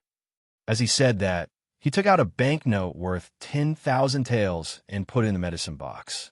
When Grandmother Dong saw the denomination, her rosy face changed slightly. "It's too valuable." Chu shook his head. "Compared to Lady Xiao Shi's life, it's insignificant. I hope Grandmother Dong doesn't mind." Sigh. Grandmother Dong sighed. "I'll do my best, but there's really no way to cure the princess's illness. We can only do it bit by bit." Chu said, "There's no rush. It'll be fine as long as it's safe." Grandmother Dong nodded and did not explain further. After a while, Grandmother Dong let go of Xiao Shi's wrist and got up to write a prescription. Then she left. When there were only the two of them left in the house, Yang Su and Shui Ling went out. Xiao Shi glared at him. "Did you really find that guy?" She thought that it was someone Chu found, but she doubted if it was a mistake. Why did he have to stab the heart? He could have just stabbed somewhere else. Chu smiled. "What do you think, Lady Xiao Shi? Don't tell me he really wanted to kill me?" Xiao Shi frowned. "He seems like an enemy." Chu pointed at himself. Xiao Shi was surprised. "Doesn't look like it." Chu said, "I learned the bone shrinking skill from Brother Jiang. I can change my appearance." "Do you hate me?" Xiao Shi scoffed. "Hate me for dragging you here, so you can't accompany third younger sister?" Chu glared at her unhappily. Xiao Shi said, "Anyway, looking at your killing look, you really want to kill me." Chu shook his head. "If I can't fool you, you would have exposed yourself just now." Prince Anne's eyes were sharp. If Xiao Shi knew that it was him just now, her expression would be different. There was no hatred in her eyes, and Prince Anne would be suspicious. Although he did it flawlessly, it would be troublesome to be suspected by Prince, and Xiao Shi's reaction was normal. Prince Anne would not think too much, and it would save him trouble. "Look at his face, it's so satisfying." Xiao Shi scoffed. "You live next door, be more alert. If there's any movement, come quickly." When she heard that Chu lived next door, she felt at ease. Chu smiled and nodded. Xiao Shi said, "When will my injury be healed?" "That depends on His Royal Highness." Chu smiled. Xiao Shi smiled sweetly like a pearl. She understood what Chu meant. When Prince Anne died, she would be healed. The next morning, the weather was clear and the air was refreshing. The imperial residence of Prince Anne's chief of inner residence, Song Sansi, came to the precious light courtyard. The maids in the courtyard saw him and curtsied, but did not stop him. He strode to the front of the main hall, closed fist saluted, and said, "Princess, come in and talk." A hoarse and pleasant voice of a woman came from inside. Song Sansi lifted the curtain and entered the main hall. He lowered his head and walked a few steps to the woman sitting in the armchair. Closed fist saluted, "Princess." This woman was about 30 years old. She had a snow-white oval face, a small mouth, almond eyes, and willow eyebrows. She was extraordinarily beautiful. It was the concubine, Song Luing. At this moment, she was looking at Song Sansi lazily and said carelessly, "I heard that Princess Seo was stabbed." "Yes," Song Sansi said. "A sword pierced her heart, thanks to the spirit-blessing pill of the Shao family. Her life was saved, but her body is gone." "Congratulations, Princess." "Why are you congratulating me?" Song Luing said carelessly.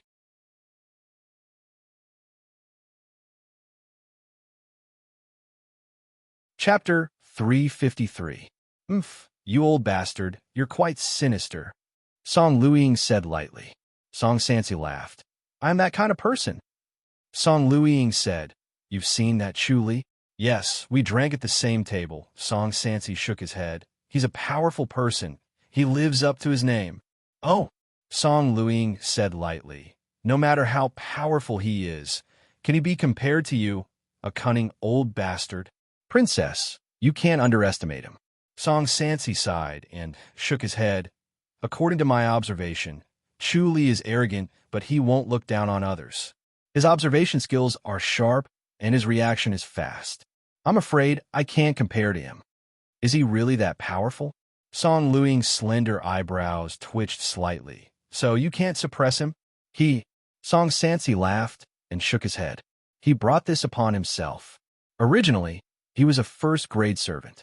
Once he entered the residence, he would immediately take over this old servant's position. This was something that could not be helped. However, Princess Seo's assassination gave us a chance." "What chance?" "I heard that Chuli has already requested His Royal Highness to stay in the courtyard next to Princess Seo's and personally guard Princess Seo in case the assassin comes again." Song Sansi laughed and shook his head. "I think he has feelings for Princess Seo. It's understandable. After all, he's still young." "I think it's rare. It's rare to have such feelings," Song Luing said lightly. "It's rare to see someone so loyal." Song Sansi quickly said, "I'm also loyal to the princess. You're a cunning old bastard. When the situation isn't right, you run faster than me." Song Luing glared at him and scoffed. "Tell me, what chance? Since Chu Li wants to guard Princess Seo, he naturally can't be distracted." Song Sansi smiled. "He's not suitable for the position of internal chief, right?" Song Luing nodded. "He can't leave Princess Seo's courtyard. His hands and feet are tied. He's not suitable for the position of internal chief." "That's right," Song Sansi quickly said. "So the princess can make suggestions to His Royal Highness.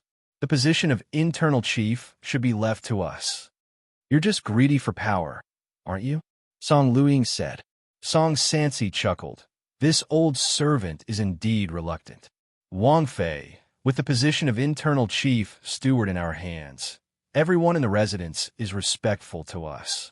Once you hand it over, these guys will immediately change their faces and run to Xiao Wangfei to please her." "Yes, it's human nature." Song Luing nodded slightly.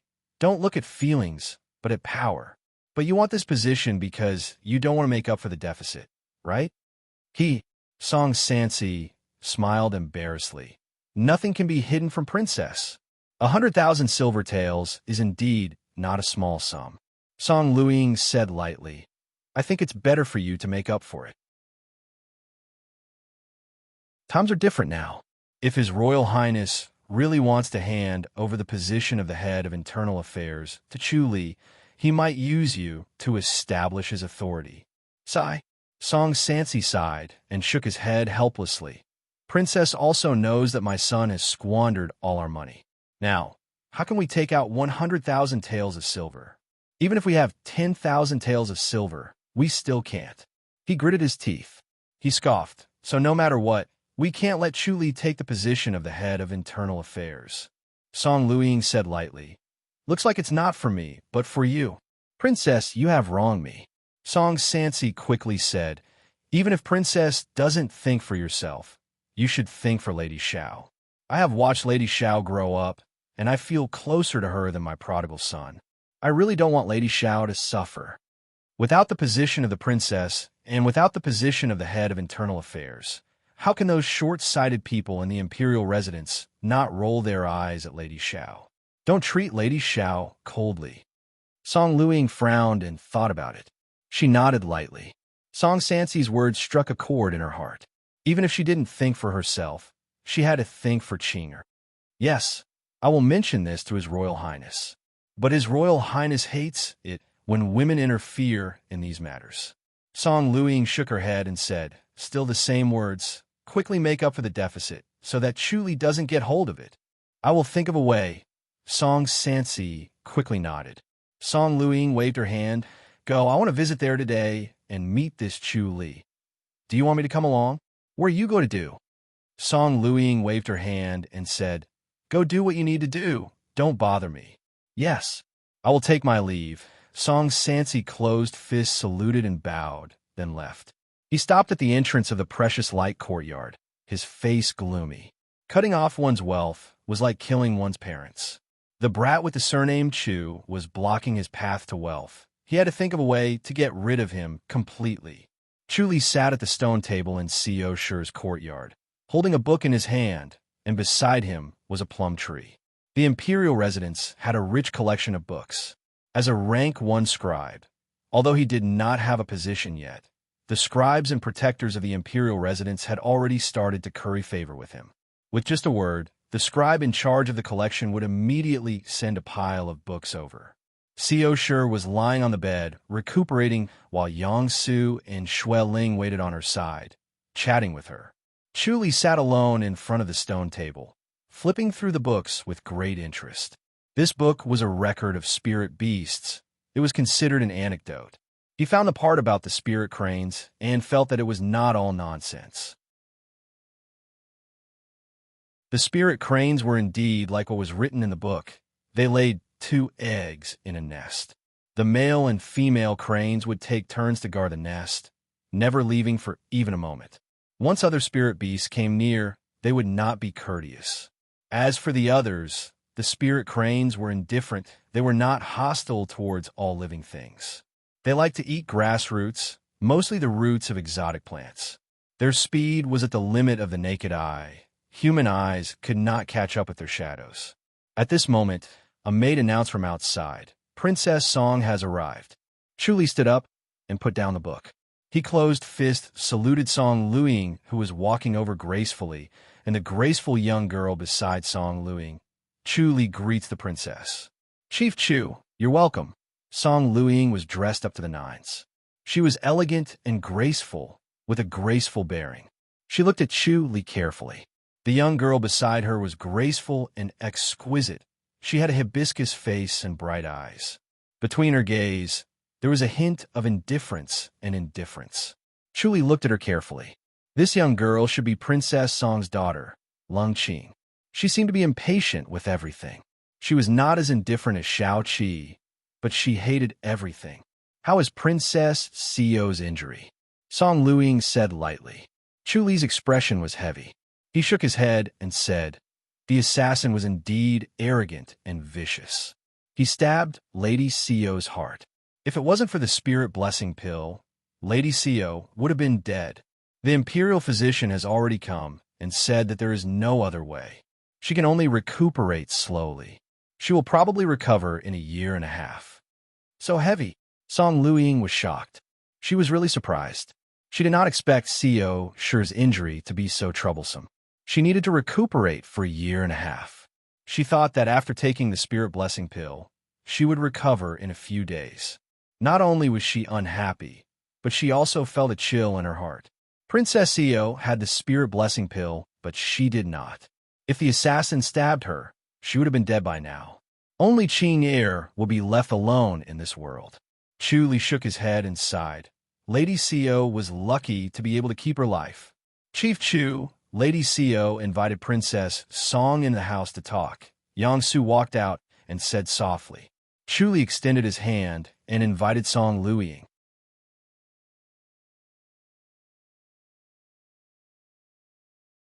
Chapter 354. Chuli did not follow them in.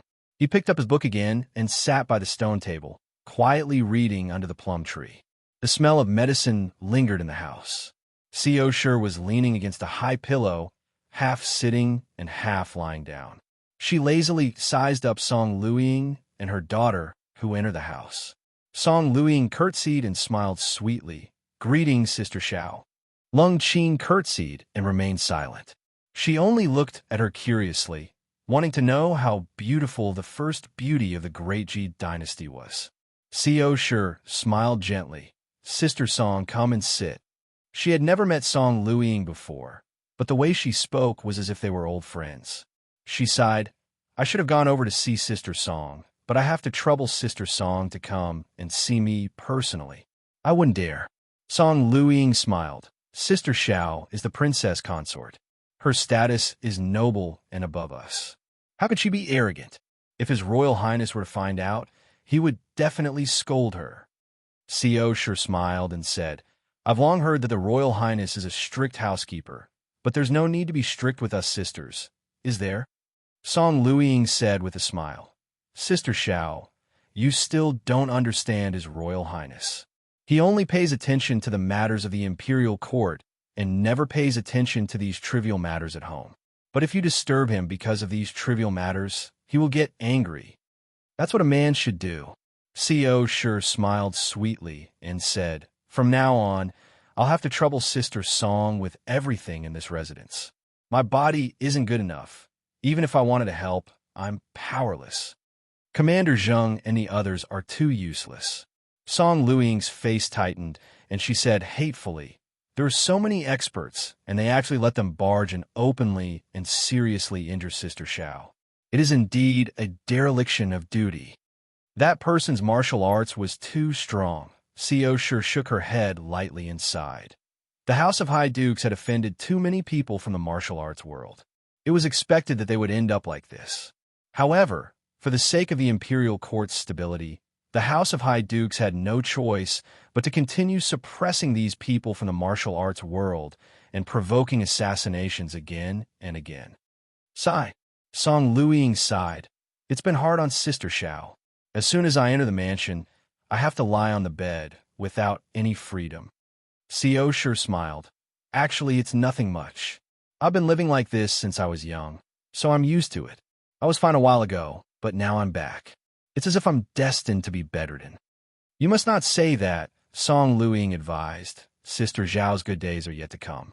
His Royal Highness will punish the murderer severely. I would rather your Highness not provoke that person. Seo Shur shook her head and said, Or else. The one in danger isn't me. It's His Highness and even my two sisters. Such an expert is rarely seen in this world. If we can avoid provoking him, we should. This guy is too dangerous, Song Luiying frowned. The imperial residence is not safe either. It's really worrying. When she thought of that guy trying to assassinate her, she couldn't help but feel a chill in her heart. Seo Shur smiled and said, But with Chuli here, we don't have to be afraid of that guy coming again. Song Luiying's slender brows twitched. Chief Chu is so capable that he can surpass Commander Zheng. Seo Shur smiled. His Qin Gong is unparalleled. Even if I can't beat them, I can always run away. Unparalleled Qin Gong. Song Luiying understood what she meant. It wasn't that he could beat that guy, but that he could escape from his hands. This was indeed a method. Chief Chu has a good Qin Gong. It's sister's good fortune. Song Luiying smiled. It's a pity that Chuli was at the banquet yesterday. If not, Sister Xiao wouldn't have suffered such a serious injury. It can't be helped. Seo Shur sighed. He didn't want to go to the banquet because he was worried about the safety of the imperial residence. He was chased away by me. Although he's rank 1, he can't look down on his colleagues because of that. I wonder what position His Royal Highness will arrange for Chief Chu, Song Luiying said. Rank 1. In the imperial residence, he's just below His Royal Highness. Normal positions can't accommodate him. That depends on His Royal Highness, Co. sure said lightly. As inner concubines, it's not appropriate for us to say much. That's right, Song Luiying smiled. She was secretly shocked. As expected of someone from the House of High Dukes, she was not an ordinary person. As they were talking, they heard movement outside. Chuli put down the scroll, stood up, and closed fist saluted. A petite and cute young lady with a sweet and cute appearance walked in. Beside her was a 14 or 15-year-old girl, pure and beautiful, expressionless. The sweet lady wore a yellow shirt. Her face was radiant. When she entered the courtyard and saw Chuli, she frowned. "Who are you?" Chuli closed fist saluted. "Chuli greets Princess Shui." "You're Chuli?" Xuanning Yu glanced at him and nodded. "I've heard of you. But you're a man. How can you stay here?" Chuli said, "The imperial residence is not stable now. Lady Xiao can't take any more trouble. I can only guard here." "You're loyal." Xuanning Yu scoffed. "But you're a man after all. You should avoid arousing suspicion, lest you make His Royal Highness unhappy." "Yes, thank you for your guidance, Princess Shui." Chuli closed fist saluted. Xuanning Yu scoffed. "If it weren't for your loyalty, I wouldn't have said anything. Let's go, Chiao." She pulled Lung Qiu, who was curiously looking at Chu Li, and entered the house. Once she entered the house, she waved at Yang Su and Shui Ling, who bowed. She came closer and smiled. "Yo, Sister Song is here too. Greetings, Sister Co." She curtsied at Co Shi and bowed at Song Luiying. Her arrogance was obvious. Lung Qiu, who was beside her, curtsied as well. She bowed to Co Shi, Song Luiying, and Lung Qing. Co Shi smiled gently. "Thank you for coming personally, Sister Shui." "Sister Co, don't be so courteous. We'll be a family from now on." "Did you really stab me in the heart?" Xuanning Yu squeezed in front of Song Luiying and got closer to the bed. She said with concern, "This damn guy, he's so cruel. He could even stab a beauty like you. He's not a man." Co Shi smiled. "I almost lost my life. Heaven helps the worthy." Xuanning Yu smiled. "Sister Co Shi, you've gone through so many hardships to get to this stage. How can you just die like that? One who survives a great disaster is bound to have good fortune later on. Your good fortune is coming soon." Co Shi smiled. "My body is completely ruined. What good fortune do I have?" "His Royal Highness will take extra pity on you." Xuanning Yu pursed her lips and smiled. "How can it not be a good fortune to be doted on?" Co Shi shook her head and smiled. "You all have children by your side. I'll be alone for the rest of my life. When I'm old, I can only spend the rest of my life with a Buddhist scripture and a lamp." She said it pitifully. The two girls felt sad. They knew that this was the unavoidable truth. A man's love cannot last long. Once he gets old and has no children by his side, he'll be like a rootless duckweed. He'll be swept to a corner, and no one will care for him. Xuanning Yu said, "Sister Co Shi, you still have Chu Li. He's rank 1. He's the only one in the imperial residence.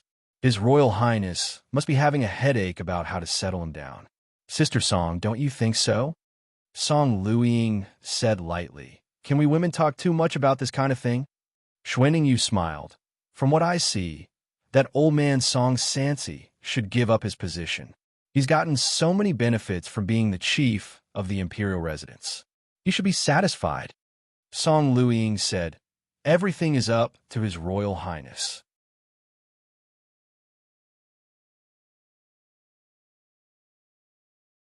Chapter 355. Song Luiying's expression did not change, but her heart sank.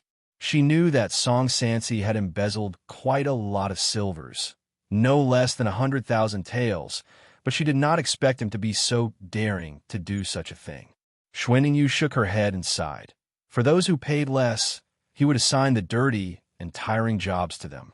For those who paid more, they would be given easier jobs. This internal chief supervisor is really interesting. He's so impressive. He's even more impressive than the Royal Highness. "I don't believe that Li Gate doesn't have a share," Song Luiying said lightly. Xuanning Yu said, "How would Li Gue dare to not want it? If he dared to say anything, he would have been harmed by Song Sansi." "Sister Shui, Don't talk nonsense. Song Luiying frowned. No matter how much of a bastard Song Sansi is, he wouldn't dare to harm anyone. Huh? Xuanning giggled. She shook her head and said, "Of course, Song Sansi will look down in front of you, like an old dog, but in front of others, he's a different person. Don't be fooled by him." Song Luiying frowned. The Royal Highness is well aware of what Song Sansi did. How could he hide it from the Royal Highness? It's just that the Royal Highness is kind and did not point it out. Seeing that he is still loyal, he did not punish him. If he really crossed the line, the Royal Highness would not hesitate to make a move. This old man also understands this. He has always been grateful. Trembling with fear, he would never dare to act recklessly. That might not be the case, Xuanning scoffed. How can we guess the Royal Highness's thoughts? I think if Song Sansi knows what's good for him, he would obediently submit a letter and resign from his position as chief. If he were to cling to power and position and make things difficult for the Royal Highness, that would not be good.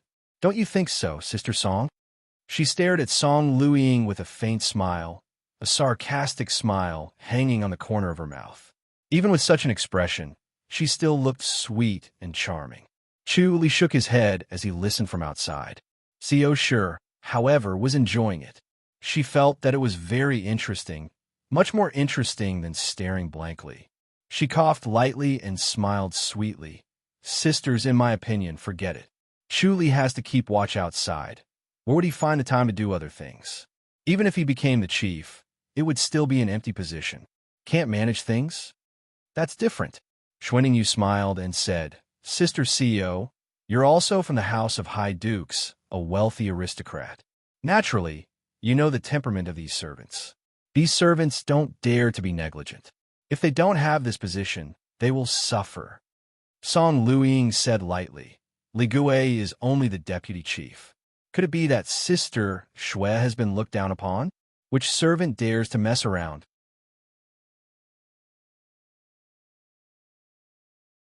Li Gui is a deputy chief after all, so compared to you, I'm still far behind. If there's anything good in the residence, it's always the precious light courtyard. My Xuanji courtyard is always ranked behind, Xuanning said.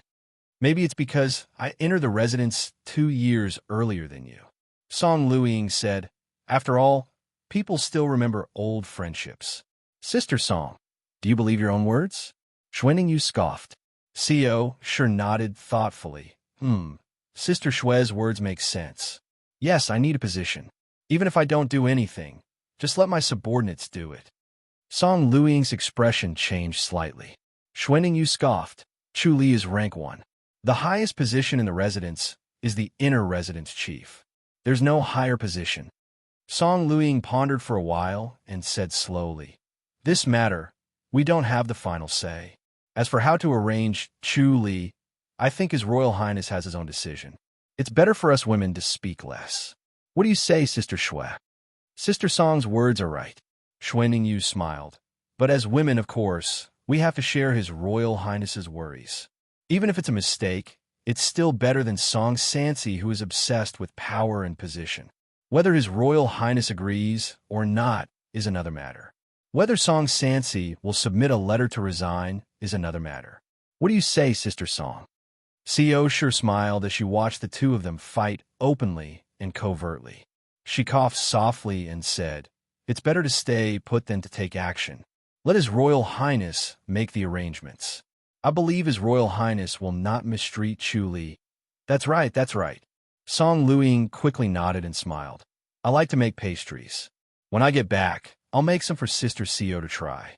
I just don't know if she's on a diet now. Xiao Shi sighed. She's on a medication right now. She needs to be on a diet. She sighed to herself that the show was about to end. It was really not satisfying. She always had the mentality of being able to leave at any time. She was detached and did not really treat herself as a member of the imperial residence. That was why she could look down from above.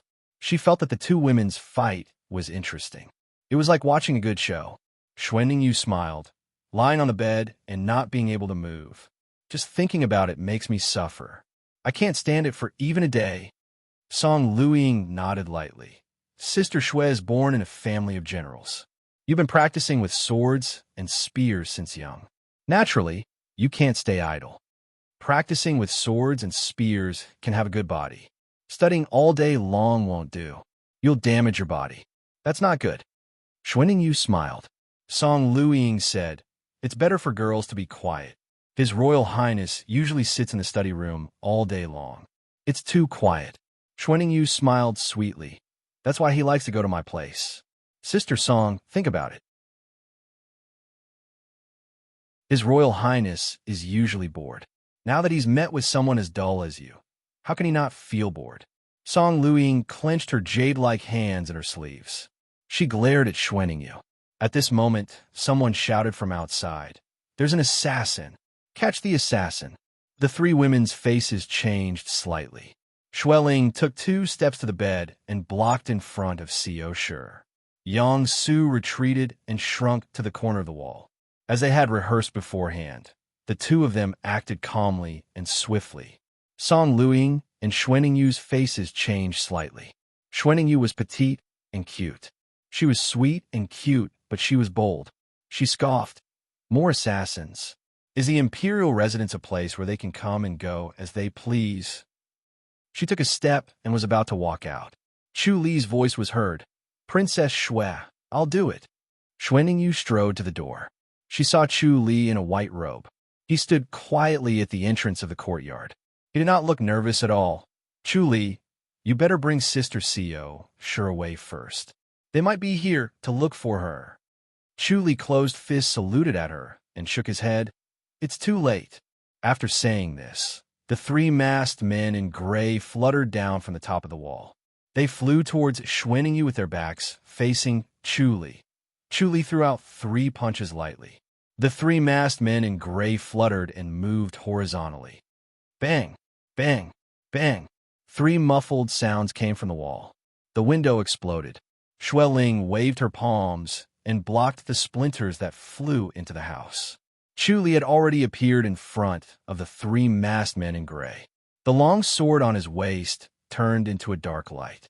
In an instant, it was aimed at the throats of the 3 men. The 3 of them exclaimed in surprise and quickly dodged. They did not expect Chu Li's sword to be so fast. Chu Li's dark sword light enveloped the 3 of them in an instant. The 3 of them did not have time to counterattack. They could only keep dodging. They were afraid that if they hesitated, the tip of the sword would pierce through their throats. In the blink of an eye, Chu Li had stabbed more than 100 times.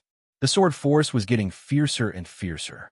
The 3 of them were surrounded by the sword light. The 3 of them were like flies in a spider's web. They were getting weaker and weaker.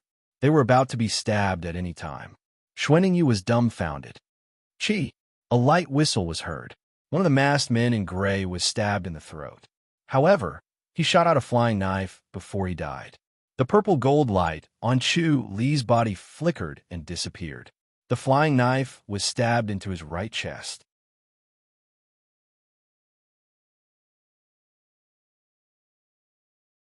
Chapter 356. Chu Li acted as if he was not injured at all.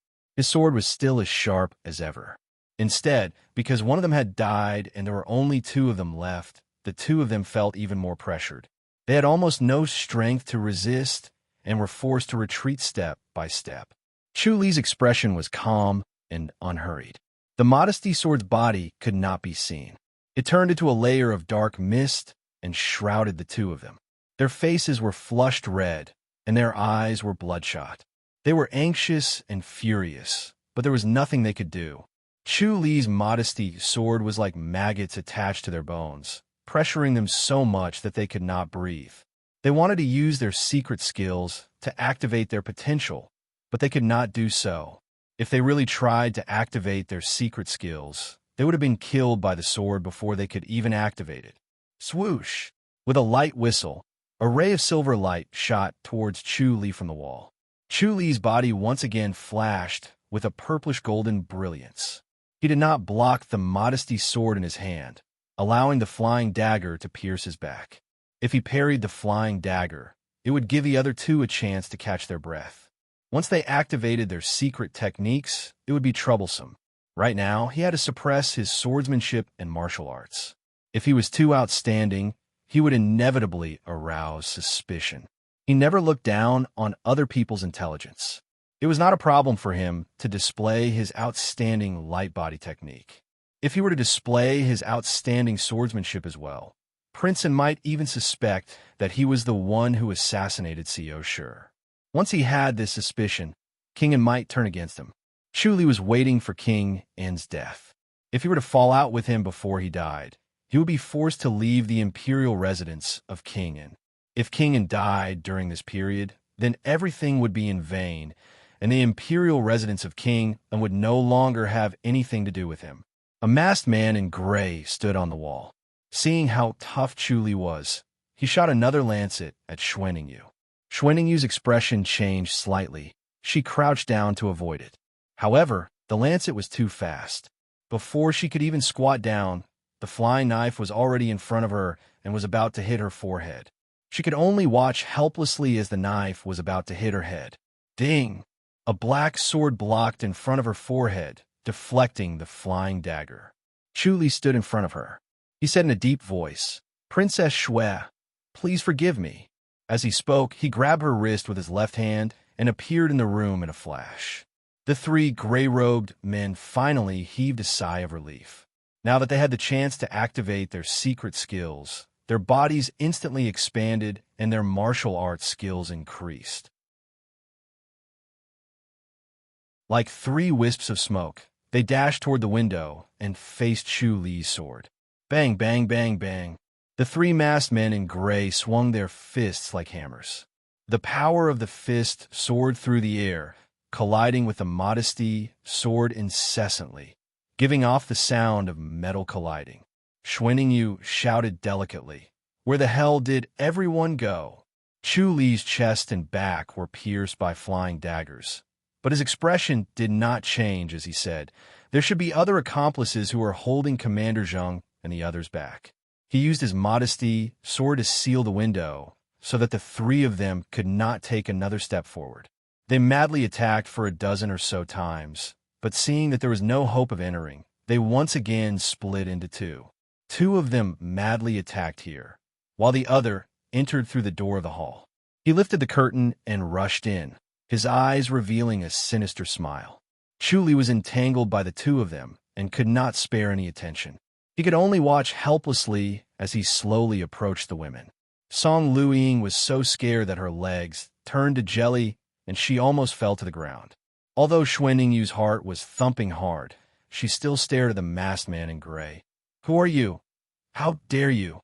The masked man in gray approached step by step, but his gaze swept over Chu Li from time to time. He threatened like this. He did not believe that the guy's heart would not be disturbed. Once his heart was disturbed, then the sword light would disperse, and he would definitely be killed. But as he glanced, his gaze was gradually attracted by C.O. Sure and the other women. Chu Li's left hand flung out a silver light. This flying dagger's timing was just right.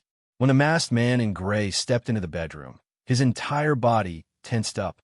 He was on his highest alert, afraid that he would suddenly attack or have some other tricks up his sleeves. Then he saw Chu Li being entangled by his own companions, and watched as he slowly approached the women, but was powerless. The masked man in gray's vigilance then relaxed. Looking at Song Luiying, Xuaningyu, C.O. Sure, and the other beauties in the house, he unconsciously became distracted. Just as he was distracted, Chu Li's flying dagger arrived. The sharp senses of a grandmaster alerted him, and just as he was about to dodge, the distance was too close, and the flying dagger was too fast. There was no way to dodge. The flying dagger pierced through his throat, grazed Lung Qing's ear, and shot into the wall. Lung Qing was shocked, and her face instantly turned pale. If it was just an inch off, she would be dead. Ugh! The masked man in gray clutched his throat and stared at Chu Li unwillingly. With a bang, he fell to the ground. The two masked men in gray outside the window roared and rushed in. They entered the room through the window, and their fists rushed forward. Chu Li's modesty sword suddenly sped up and instantly pierced one of the men's throat. This man stared with his eyes wide open, and reached out to grab the modesty sword. He wanted to use his own death to slow down Chu Li's movements and create an opportunity for his companions. Chu Li let go of the modesty sword and faced the approaching fist force. He did not dodge at all. With a light punch, the masked man in gray flew out of the window. Bang! The purplish golden light on his body flashed, and he slid backward by a foot, almost hitting Song Luiying. Song Luiying was so scared that she fell onto the bed and was held by Shui Ling so that she would not fall on Xiao Shi. Chu Li leaped out and landed in the courtyard. The masked man in gray hit Chu Li and was also hit by Chu Li's fist force.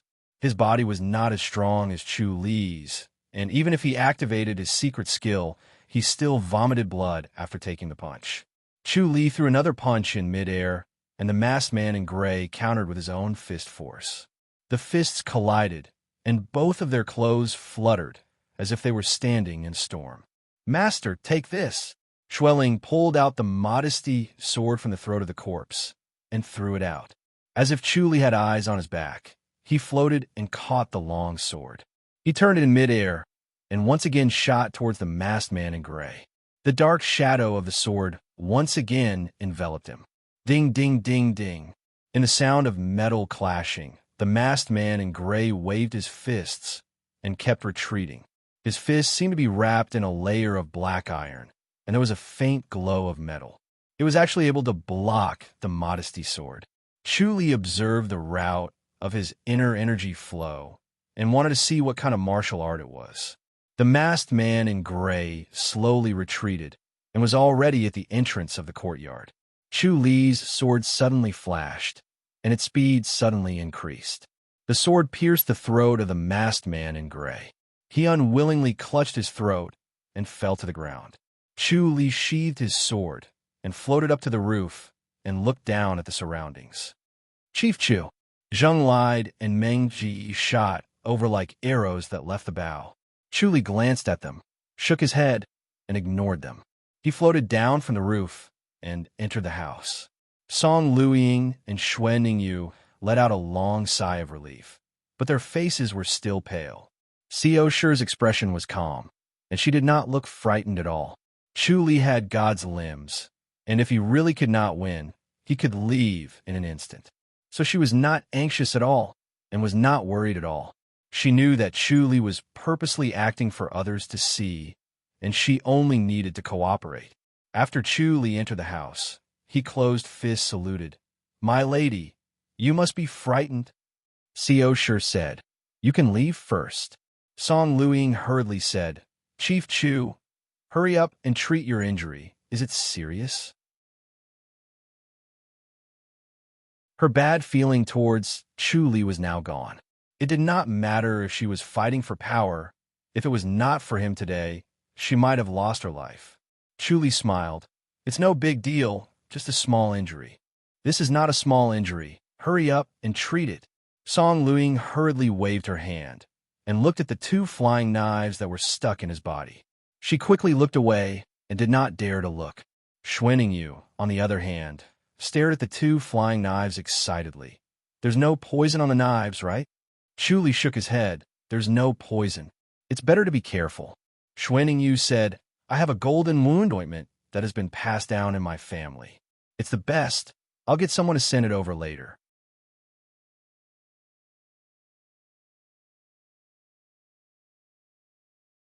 Chapter 357.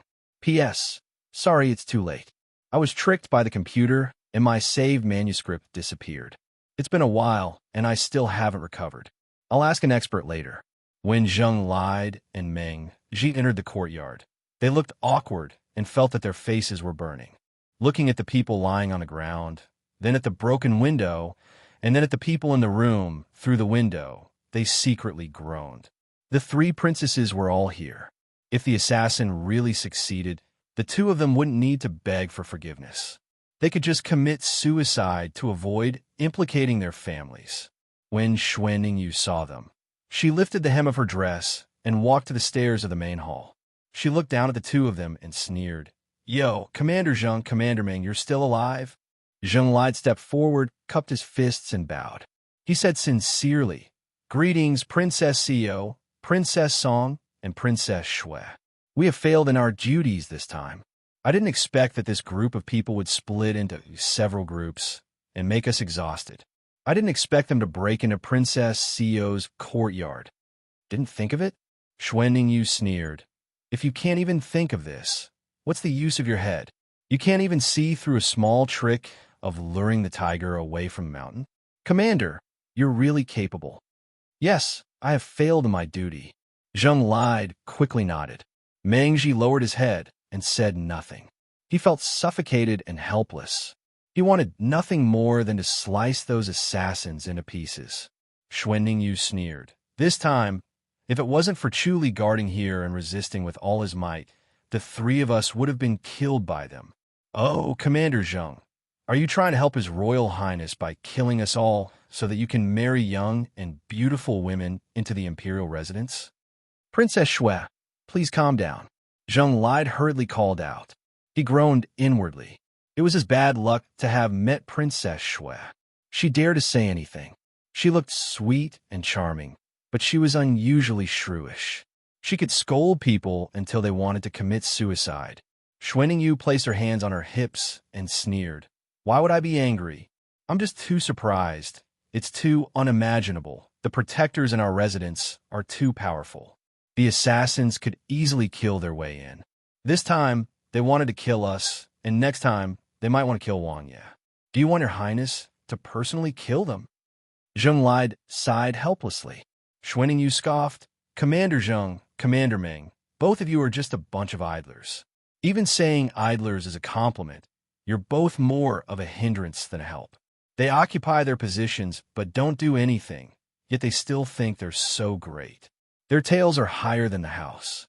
In the end, people come and go as they please. What has the imperial residence of king and become? What has it become? Yes. Zheng lied and nodded in shame. He glanced at Chu Li from the corner of his eye. Seeing that Chu Li's chest and back were pierced by flying daggers, it seemed that he had suffered serious injuries. However, if it were not for his killing spree, causing the public house to lose 10 grandmasters, they would not be in such a bad state. However, these words could not be said at this time. Right now, Chu Li was a meritorious minister, and he was a sinner.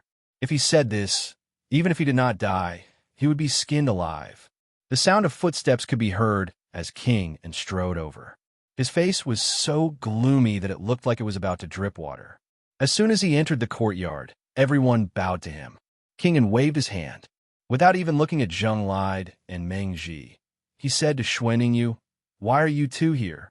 "Your Royal Highness, we came to visit Sister Seo, sure, but we were blocked by assassins. If it weren't for Chu Li who fought to the death, we would all be dead." Xuanning Yu said snappily, "I want to ask your Royal Highness, what's wrong with the protectors in the public house?" King frowned and said, "It's inevitable that we don't have enough manpower. I will find more people. All of you go back. Don't disturb Seo Shi's recuperation." If the assassin succeeded this time, I think Sister Seo Shi doesn't need to recuperate anymore. The three of us sisters will accompany each other on the road to hell. Xuanning Yu said snappily. She was scared to death. Song Luing also came out of the house. She curtsied and showed a wronged expression. King frowned even tighter. He waved his hand impatiently. "All right, all of you go back. Xiao Er, Qing Er, are you all right?" When he asked his two daughters, his tone suddenly became gentler. His gaze also softened. The two girls shook their heads. "Father, the protectors in the public house should be changed. They're all too comfortable," Lung Qing said indifferently. She glanced at Zheng Lied and Meng Ji. "If this goes on, I won't even dare to sleep." Lung Qiu quickly nodded her head. King said snappily, "What do you know? Go back now." He looked at Chu Li. "Chu Li, you did well. How are your injuries?" Chu Li closed fist, saluted. "Thank you for your concern, Your Royal Highness. It's nothing serious. It's just a flesh wound." Then you continue to guard this side." King nodded and glanced at Zheng Lied and Meng Ji. The two of them lowered their heads even more. King scoffed. He ignored the two of them and entered the house. He saw that Co. Shi's expression was indifferent. She did not look frightened at all. He said a few comforting words. He felt bored and hurried out. He knew that Zheng Lide and Meng Ji could not be blamed for this. The cleverest housewife could not cook without rice. There were not enough grandmasters in the public house. They could not produce any grandmasters even if they had 3 heads and 6 arms. They had to take it slow. Chu Li was to be blamed for this. It was Chu Li who broke the foundation of the public house and made the imperial residence of king and a joke. When he thought of this, he glanced at Chu Li coldly as he walked out. His intention to kill was thick. Chu Li felt it, but pretended not to. He closed fists, saluted, and sent King off. Everyone quickly left. The 3 corpses were taken away and cleaned up. Only Chu Li and Co. Shi were left in the house. Yang Su and Xue Ling were also in the courtyard. Co. Shi looked at him. "Are your injuries all right?" Chu Li smiled. "I'm all right. What happened?" Co. Shi looked at him. "Did you arrange it again?" Chu Li laughed. "It's not this time. It seems like everyone is looking for an opportunity to make a name for themselves." He understood these people's thoughts. First, they had a grudge against the public house. Second, if they were to break into the imperial residence of King and successfully assassinate him, they would immediately be famous. These factions or forces wanted this. They were not afraid of going against the imperial court. They were afraid of being unknown. This was a world where martial arts were flourishing. Practicing martial arts was the norm. People did not fear the imperial court. Otherwise, the public house would not need to suppress them. Co. Shi said, "Then hurry up and treat your injuries." As they were talking, a maid walked into the courtyard with a jade porcelain in her hand. She passed it to Xue Ling. "This is the golden wound ointment from the princess." Xue Ling took it and thanked her. She opened it and sniffed it. Then she entered the house and passed it to Chu Li. Chu Li smiled and took it. Co. Shi said, "Princess Xue is from a family of generals. The golden wound ointment must have its unique features. Go and apply the ointment." "All right." Chu Li closed fist, saluted. He flipped over the wall and went to his courtyard on the west side. Xue Ling followed him. She pulled out the knife and applied the ointment. The 2 flying knives were tightly clamped by his muscles. It looked like they were pierced deep and stable. When they were pulled out, only a little blood flowed out. In fact, it was only a shallow cut. "Master, why are you showing weakness?" Xue Ling asked. She could faintly see that Chu Li was hiding his cultivation level. If he wanted to take down those 3, he would have done so long ago. He did not need to waste so much effort. Chu Li shook his head. "I can't be too famous. Isn't it good to be in the limelight and teach them a lesson?" Xue Ling did not understand. Chu Li smiled and said, "I've already taken him down a notch. What do you think of Princess Xue and Princess Song?" Now that he had killed 10 grandmasters in one go, everyone in the imperial residence would know how powerful he was. There is no need for him to show off anymore. Otherwise, it would only bring more harm than good. Xue Ling shook her head. "I've just met them, so I don't really understand them. Princess Xue seems to be more outspoken. Princess Song, on the other hand, is a little soft." Chu Li laughed. Xue Ling quickly said, "Master, am I wrong?" Chu Li said, "They're soft-hearted. Don't underestimate them." "Is she really that powerful?" Xue Ling asked curiously. "I've seen them fighting against each other. Isn't she just a chief?" Chu Li shook his head and said, "The chief of the imperial residence is different. He has more authority than the House of High Dukes. You'll know in the future." "Then, young master, do you want to do it?" "Of course I do. Will King agree to it?" "I'm afraid he's not willing. He'll find a way to make me a mere figurehead." "What should we do, young master?" "We can only react accordingly and take it one step at a time." Chu Li said, "There's no rush. We're already in the imperial residence. There's still a long way to go." You're tuning in to the Warrior Lore YouTube channel. Don't forget to subscribe and join us on this journey to catch the most captivating stories.